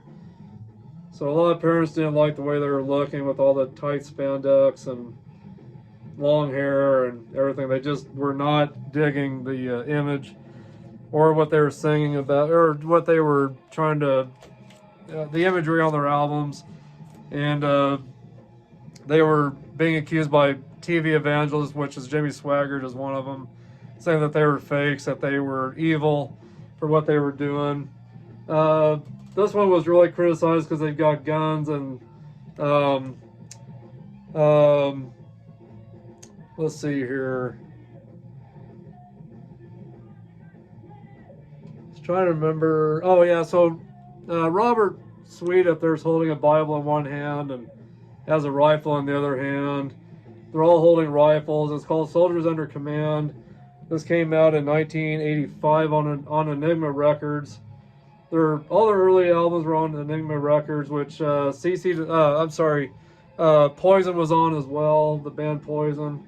But Stryper Isaiah 53.5 on the cover there. And that van was actually used in the TV show that had Mr. T in it, the A-Team. That was actually the van on the A-Team shows, or the A-Team TV series. That was the van that was on that on all those shows. It came up for sale, so they got it and they put it, painted it all yellow and black. But a lot of the parents were not happy with this album just because of the imagery. Robert again holding some swords, which was supposed to represent the swords of truth. Not anything to do with violence, but with them holding guns, a lot of parents criticize them for being fakes and they were promoting violence through Christian lyrics. But anyway, but this is a special edition album.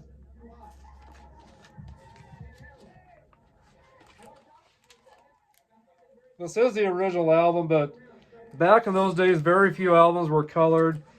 Well, this one actually, I got the white album with this one, so not very many of these made. They were very limited. And that back in the day, this album was only like $9. It was $8.98 suggested list price. Anyway, so this album was produced by let's see, it says it was produced by Michael Wagner. And Crank Magazine says Stryper represents something of a black metal backlash. Jesus is the way, they say, and who can knock their approach when the music is as strong as it is. Los Angeles Times says for metal fans, led up to the spiked neck bands with the pompous obscenity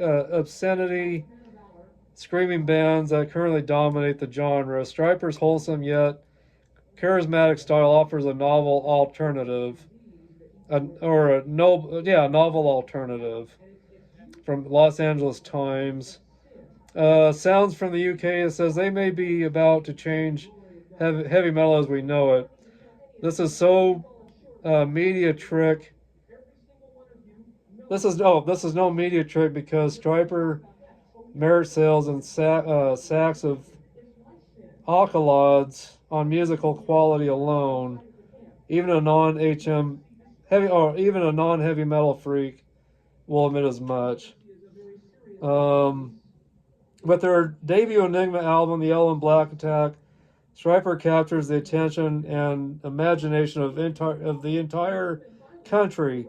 Appearance in Time Magazine, Spin, CNN, and CBS Evening News only confirmed the band's growing reputation to being at the forefront of the burgeoning Christian rock music movement, as well as the heavy metal renaissance of the 1980s Soldiers Under Command.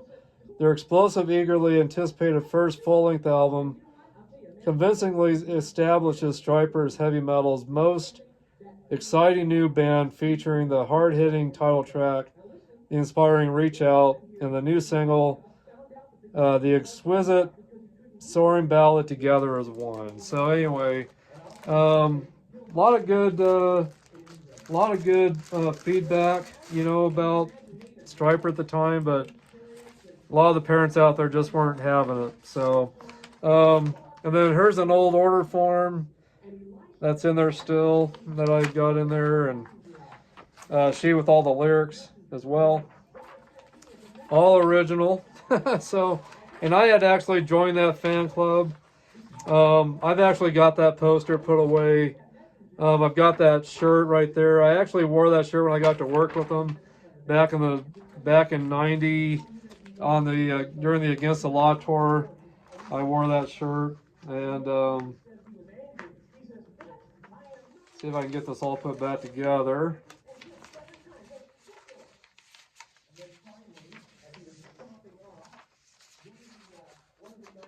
Oh gosh, having a hard time here getting this all put back together.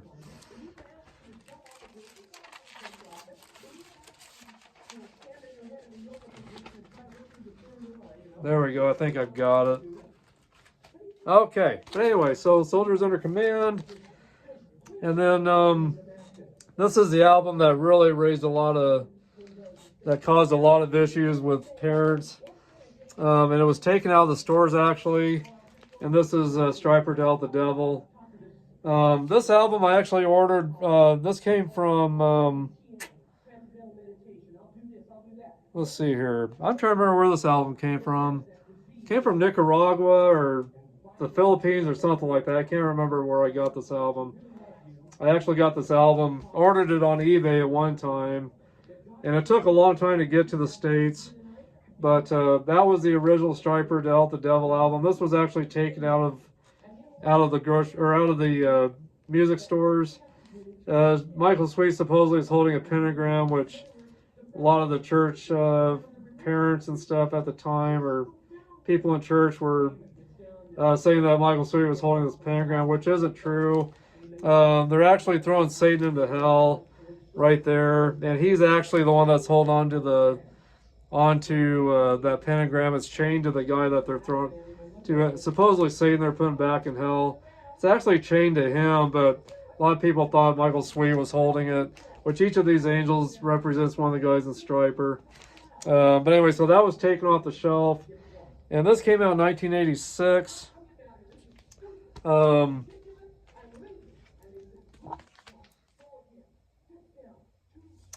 So anyway, they changed it over to this album cover instead.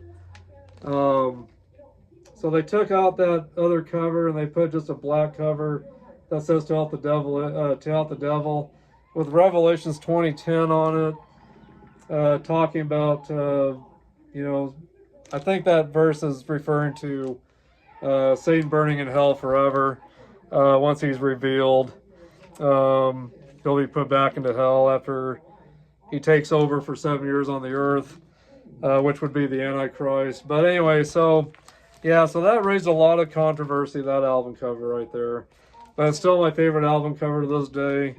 And then, of course, they changed it over to that. So from 1986 to Help the Devil.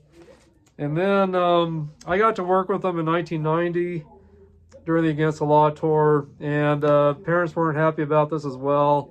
They actually, the parents out there weren't happy that Striper was discussing Christian lyrics, and then on this album they took a lot of the Christian lyrics off, and started saying they started saying, of course, about positive things. They're still keeping everything very positive, but they took a lot of the Christian lyrics out. And was here's some Barren Cross on TV.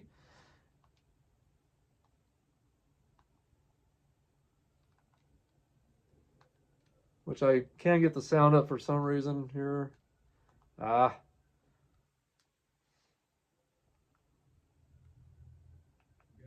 There we go.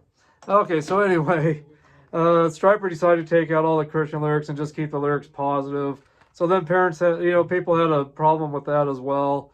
And since it says it's against, or the album's called Against the Law, they thought, a lot of people thought they were promoting to be, to go against the law of God.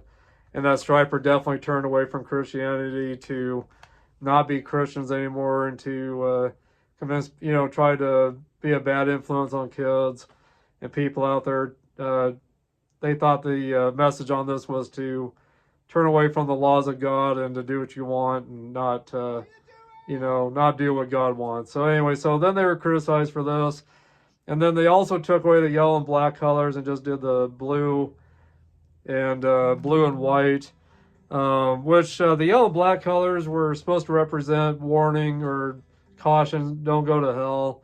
And the way Striper spelled out, I don't know if any of you guys know this, but it stands for salvation through redemption, yielding peace and everlasting righteousness.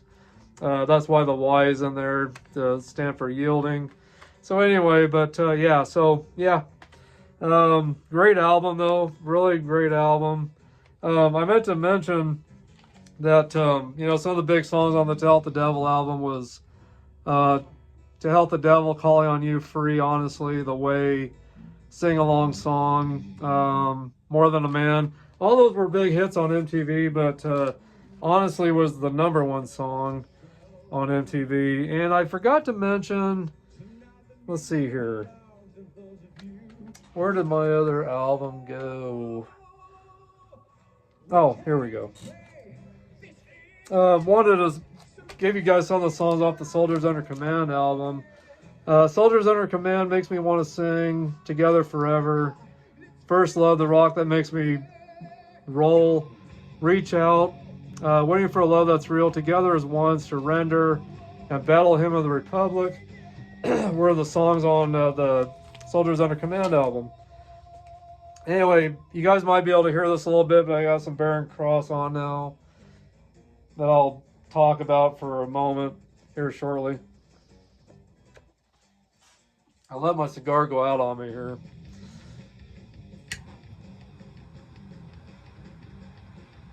If you guys can hear any of that in the background, you might hear some kind of Iron Maidenish kind of sound.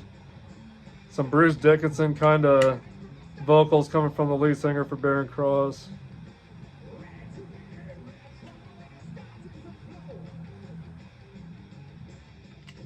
There was some great Christian metal back in the day, I tell you. They definitely stood the test of time and gave the regular metal bands out there a run for their money, that's for sure. The only thing I didn't like about a lot of the Christian metal bands back then is I kind of felt like they purposely were trying to sound like other bands out there, but Stryper was one of those bands that had their own sound. They weren't trying to sound like anybody else out there at the time. They were doing their own thing. And then let me give you some songs off of this here. Against the Law, Two-Time Woman, Rock the People, Two Bodies, One Mind, One Soul, Not That Kind of Guy, Shining Star, which was a cover from Earth, Wind, and Fire. Ordinary Man, Lady, Caught in the Middle, All for One, and Rock the Hell Out of You, which was a very fast, hard-hitting, fast Stryper song. But anyway, so there's Against the Law that came out in 1990. Had the privilege of working with these guys at this time. That's how I became friends with these guys. But there's an inside picture of all the guys while they're in prison. Their mug shots. So anyway, great album though. One of my favorites. And I was going to tell you guys, the artist, for this album cover is Brian Aluso, and he later went on to do more Stryper's album covers. So there's been a great series of albums here. Trying to get these in order here. Let's see here.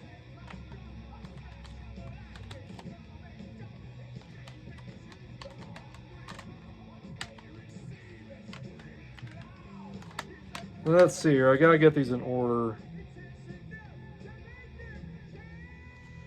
2013. Well, anyway, I don't know if I've got these in the exact order, but we've got the same artist that did the To Hell with the Devil album cover that was taken off the shelves from Brian Aluso. You've got this one here. It's called Even the Devil Believes, right there. And you've got No More Hell to Pay. See, this was from 2013, No More Hell to Pay. This was the first one they did with this album, with this artist. And let's see here. Then we had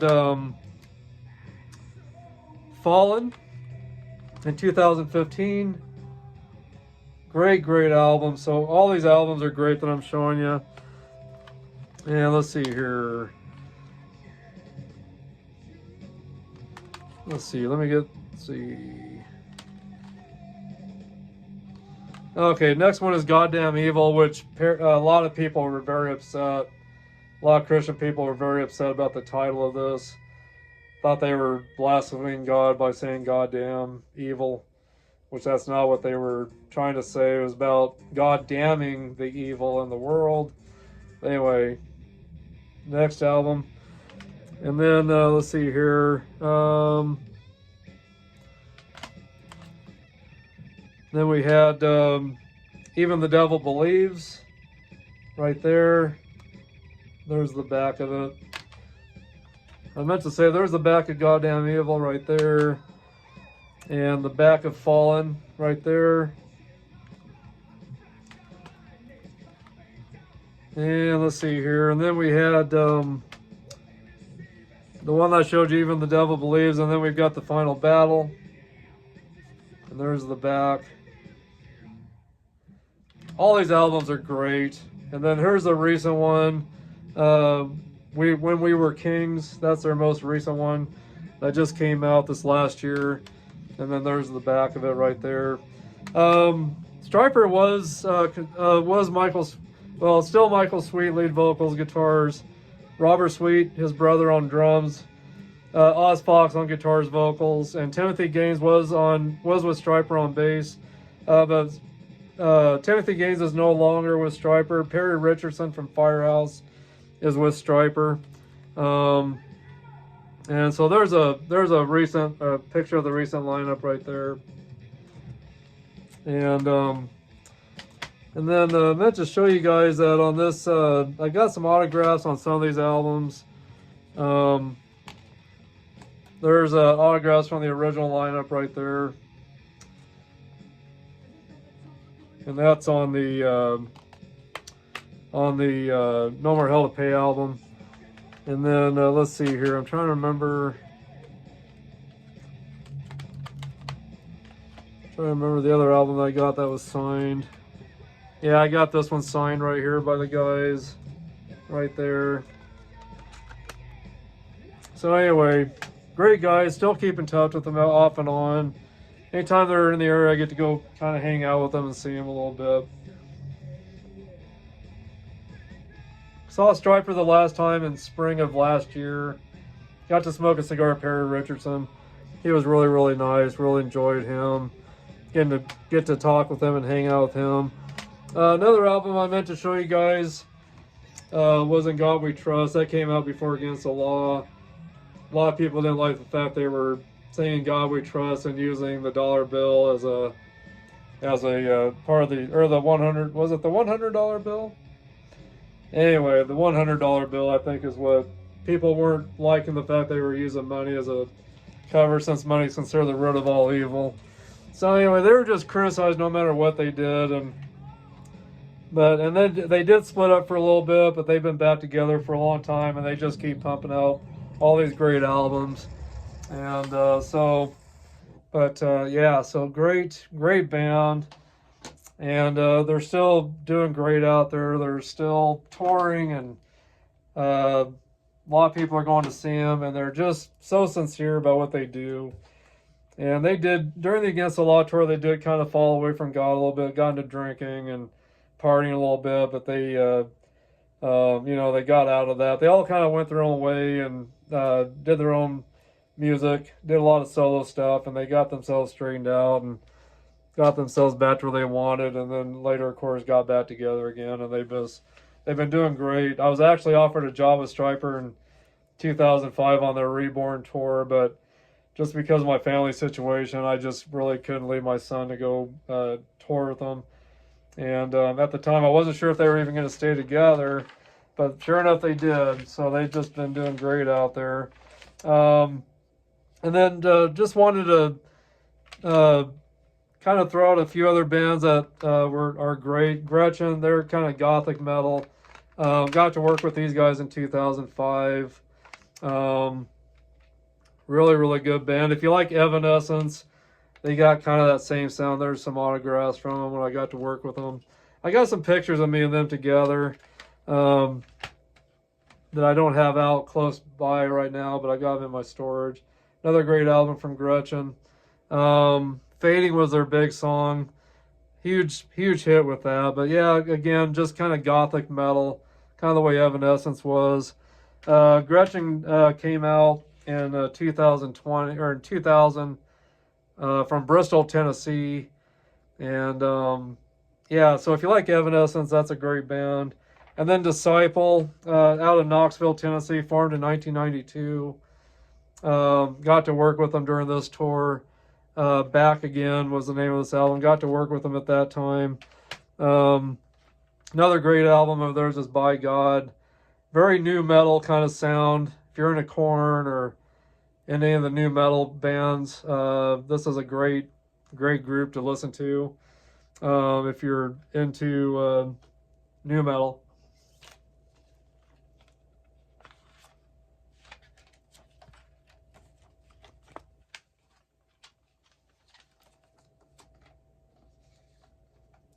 Was trying to find a picture of them.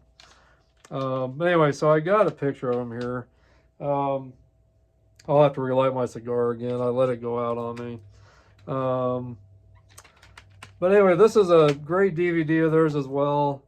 It's called Live at Home and on the Road. And I got some autographs from them there when I got to work with them. I thought I had some pictures of them, but I really don't, I guess. A little bit of some pictures there. Great DVD. Great live stuff. Great, oh gosh, they got some footage of them being at their homes and just kind of family kind of stuff they got on here. A lot of interviews.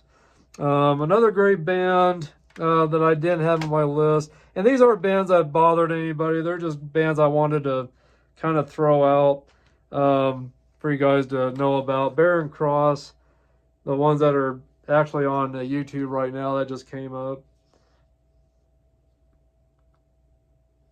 Trying to get that sound. Anyway, I think I lost them. Oh well. Bear and Cross, kind of an Iron Maiden, Bruce Dickinson kind of sound to them. Really great band. They're out of California as well. I don't think I wrote anything down about them. I think they're out of the Los Angeles area if I remember right. And I'm trying to remember what year they started, but great band though. Just really great band, Bear and Cross. I can't remember what year they started. I thought I had some stuff written down about them here, but I don't. Messiah Prophet, a very early Christian metal band that started. Very dark, kind of fast, kind of music. They were ahead of their time, definitely at the time. They came out of Pennsylvania in 1983, but they all had a different look to them. Each person in the band had a really different look to them. They all kind of had their own character, actually, but very dark, kind of fast, dark, kind of sinister, kind of sounding music, but a lot about the end time kind of stuff, but just a really good band, and they're not together anymore. But that was the first. I think this was the very first band I caught on to that was Christian metal. Picked it up at a Christian bookstore in Shadron, Nebraska when I was a kid. I think I actually picked this up after I caught on to Striper, actually, through a friend that gave me their album. But it was Andy Strauss on lead guitars, acoustic guitars, vocals. Charlie Clark on lead vocals. Brian Shannon Nickery, rhythm guitars, lead vocals, and vocals. Joe Shirk, bass guitar, vocals. David Thunder on drums, percussion, vocals. But anyway, if you've never listened to these guys, let me know. But I love that imagery. I love that artwork on there. Really good stuff. And I was going to try to catch the names of the guys in Bear and Cross. Yeah, Mike Lee on vocals, guitars is Ray Paris on guitar. Let's see. Mike Lee vocals and guitars, Ray Paris on guitars, Steve Whitaker on drums, Jem Laverde on bass, guest keyboards, Christian Whitaker, guest vocals, Elises Collado, and guest guitars, Vince Mendoza. But anyway, so great band, Bear and Cross. So really, if you love Iron Maiden, great band to listen to. Bear and Cross. So anyway, great band there. And then another great band is Deliverance, and they're out of Los Angeles. They formed in 1985. But if you like Metallica, Megadeth, or Slayer, that's a band that's really great. Deliverance. Again, on let's see, they were on progressive metal thrash on Intense Records. But so anyway, Deliverance. Another great band that came out of the 90s. Or I'm sorry, out of the 80s, big in the 90s. Anyway, so great bands out there that came out in the 80s, 90s. So anyway, guys, those are all the bands. Like these last ones, I just kind of wanted to show you guys, showcase these other bands that were out of the time. They were just great bands. Really didn't do anything to bother anybody. They didn't really have that imagery that really offended anybody too much. I mean, that was a pretty cool image there, I thought, on the second album from Deliverance, Weapons of Our Warfare, which is these albums right here are just very powerful. If you love Metallica and Slayer and even Megadeth, maybe, those are great albums to pick up. So anyway, that's it. And I want to give out some quick shout outs to you guys before I end this. Got Margie Baker back in Torrington, Wyoming. A lady that I knew, or that I still know through her son, that worked at the grocery store with me in Torrington, Wyoming at Main Street Market. And then she worked at our store as well. And she signed on February 14th of 2023, the day I started my group page on Facebook. My Harper Cigar Lounge group page. So these are shout outs. These are shout outs to the people that joined my group page. And of course, Robert over in Montana for joining my YouTube channel recently and for communicating with me so much. I appreciate you too, buddy. But I want to give a shout out to Margie Baker in Torrington, I just discussed. She signed up on my Harper Cigar Lounge group page on February 14th, 2023. Amy Grasmick Bates out of Wheatland, Wyoming. She used to live in Torrington, Wyoming. We went to school together, worked at a children's home together. February 15th, 2023, the day after, the second day in of starting my group page, she joined up. Jason Doctor, we went to high school together. He signed up the day I started my group page. He's still a member. February 14th of 2023. And then currently on the Harper Cigar Lounge group page on Facebook, I've got 1,812 members. Some new members is Elsie Zhao, Pedro Manuel Gonzalez, Ben Gladiolus, Cigar for Sale, Terry Glaze, Stout Williams,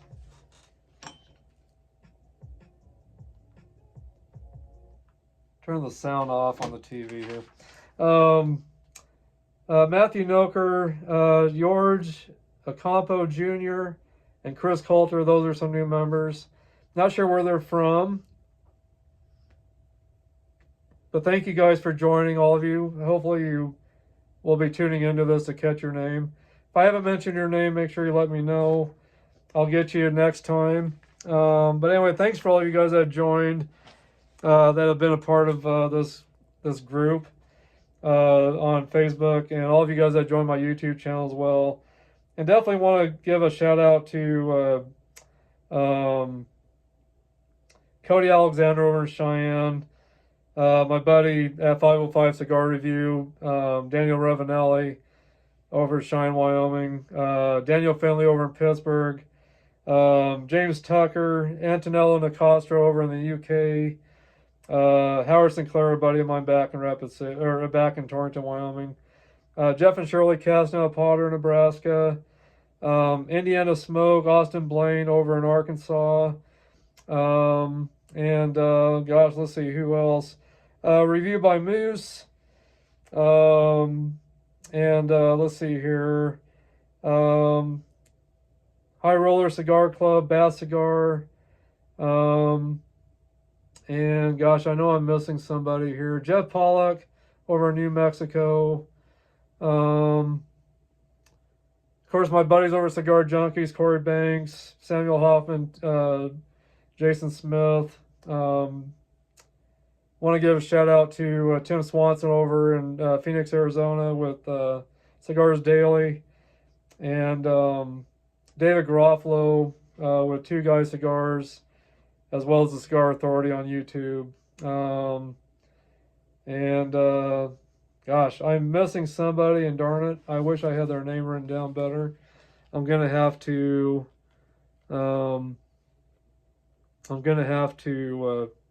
make sure I got his name down on here next time. So anyway, yeah. But anyway, also my mom wanted me to make sure I mentioned for you guys to check out Eric Gronwall. He was the ex-singer of Skid Row.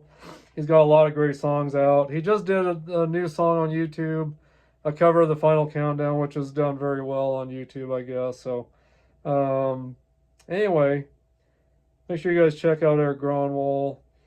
And hello to my mom, hello to my sister Cher, my brother Grant, his family over in Sheridan, Wyoming. My sister Cher, my niece Lindsay over in Torrington, Wyoming. My mom Sheila over in Torrington.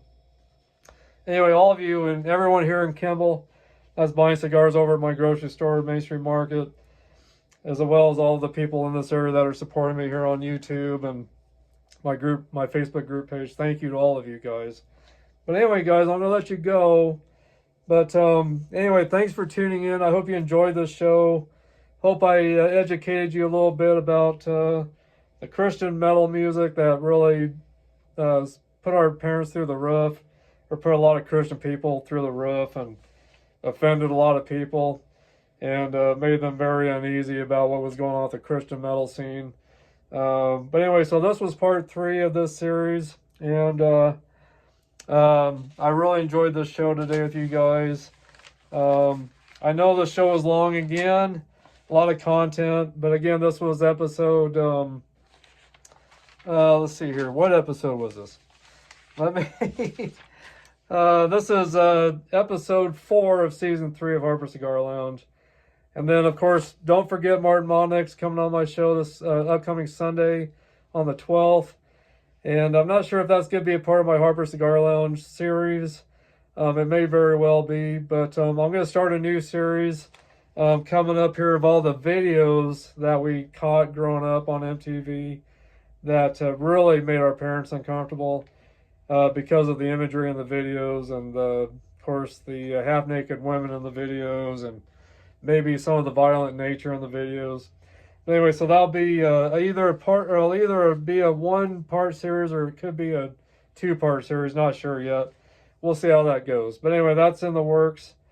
And anyway, guys, thanks for tuning in today. Again, thanks for all your support to me.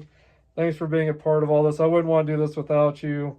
All of you guys have been supporting me from the beginning. Thank you. And all of you guys that are new to this channel, thank you as well. I appreciate all of you. I wouldn't want to do this without you, of course, again. But if you haven't subscribed to this channel, make sure you do that today. Subscribe, smash that like button, leave your comments and feedback. Share this content to everybody you know that's into cigars and hard rock heavy metal. Maybe they're new to the hard rock heavy metal scene. Maybe they're new to the cigar scene. And maybe there are people that have been into all this for a long time. But this is the only channel that's got cigars and hard rock heavy metal or any kind of music content mixed in with cigars. So make sure you guys let people know about this channel. So anyway, guys, God bless. Keep rocking, keep smoking. And overall, the cigar's done great. I've had to give it a couple relights, but I think it's because of me talking so much. But I'm going to rate the cigar probably about a 94 due to the taste notes, due to the construction, the aromas in the air, the ash, you know, how well the ash has been. And it's just been, it's really held up well, the cigar. This is probably my 4th one I've had now over time, and they've all done great every time. So, but again, this cigar was the, this was the number 6 pick on my top 7 cigars to smoke for December for Christmas on my Dropping the Ash podcast, episode 32, back on December 8th. So anyway, guys, that's it for today. And again, keep rocking, keep smoking great cigars. And I hope you guys did bring a great cigar with you today and a great drink. But anyway, cheers to you guys. I'll see you next time. Bye-bye.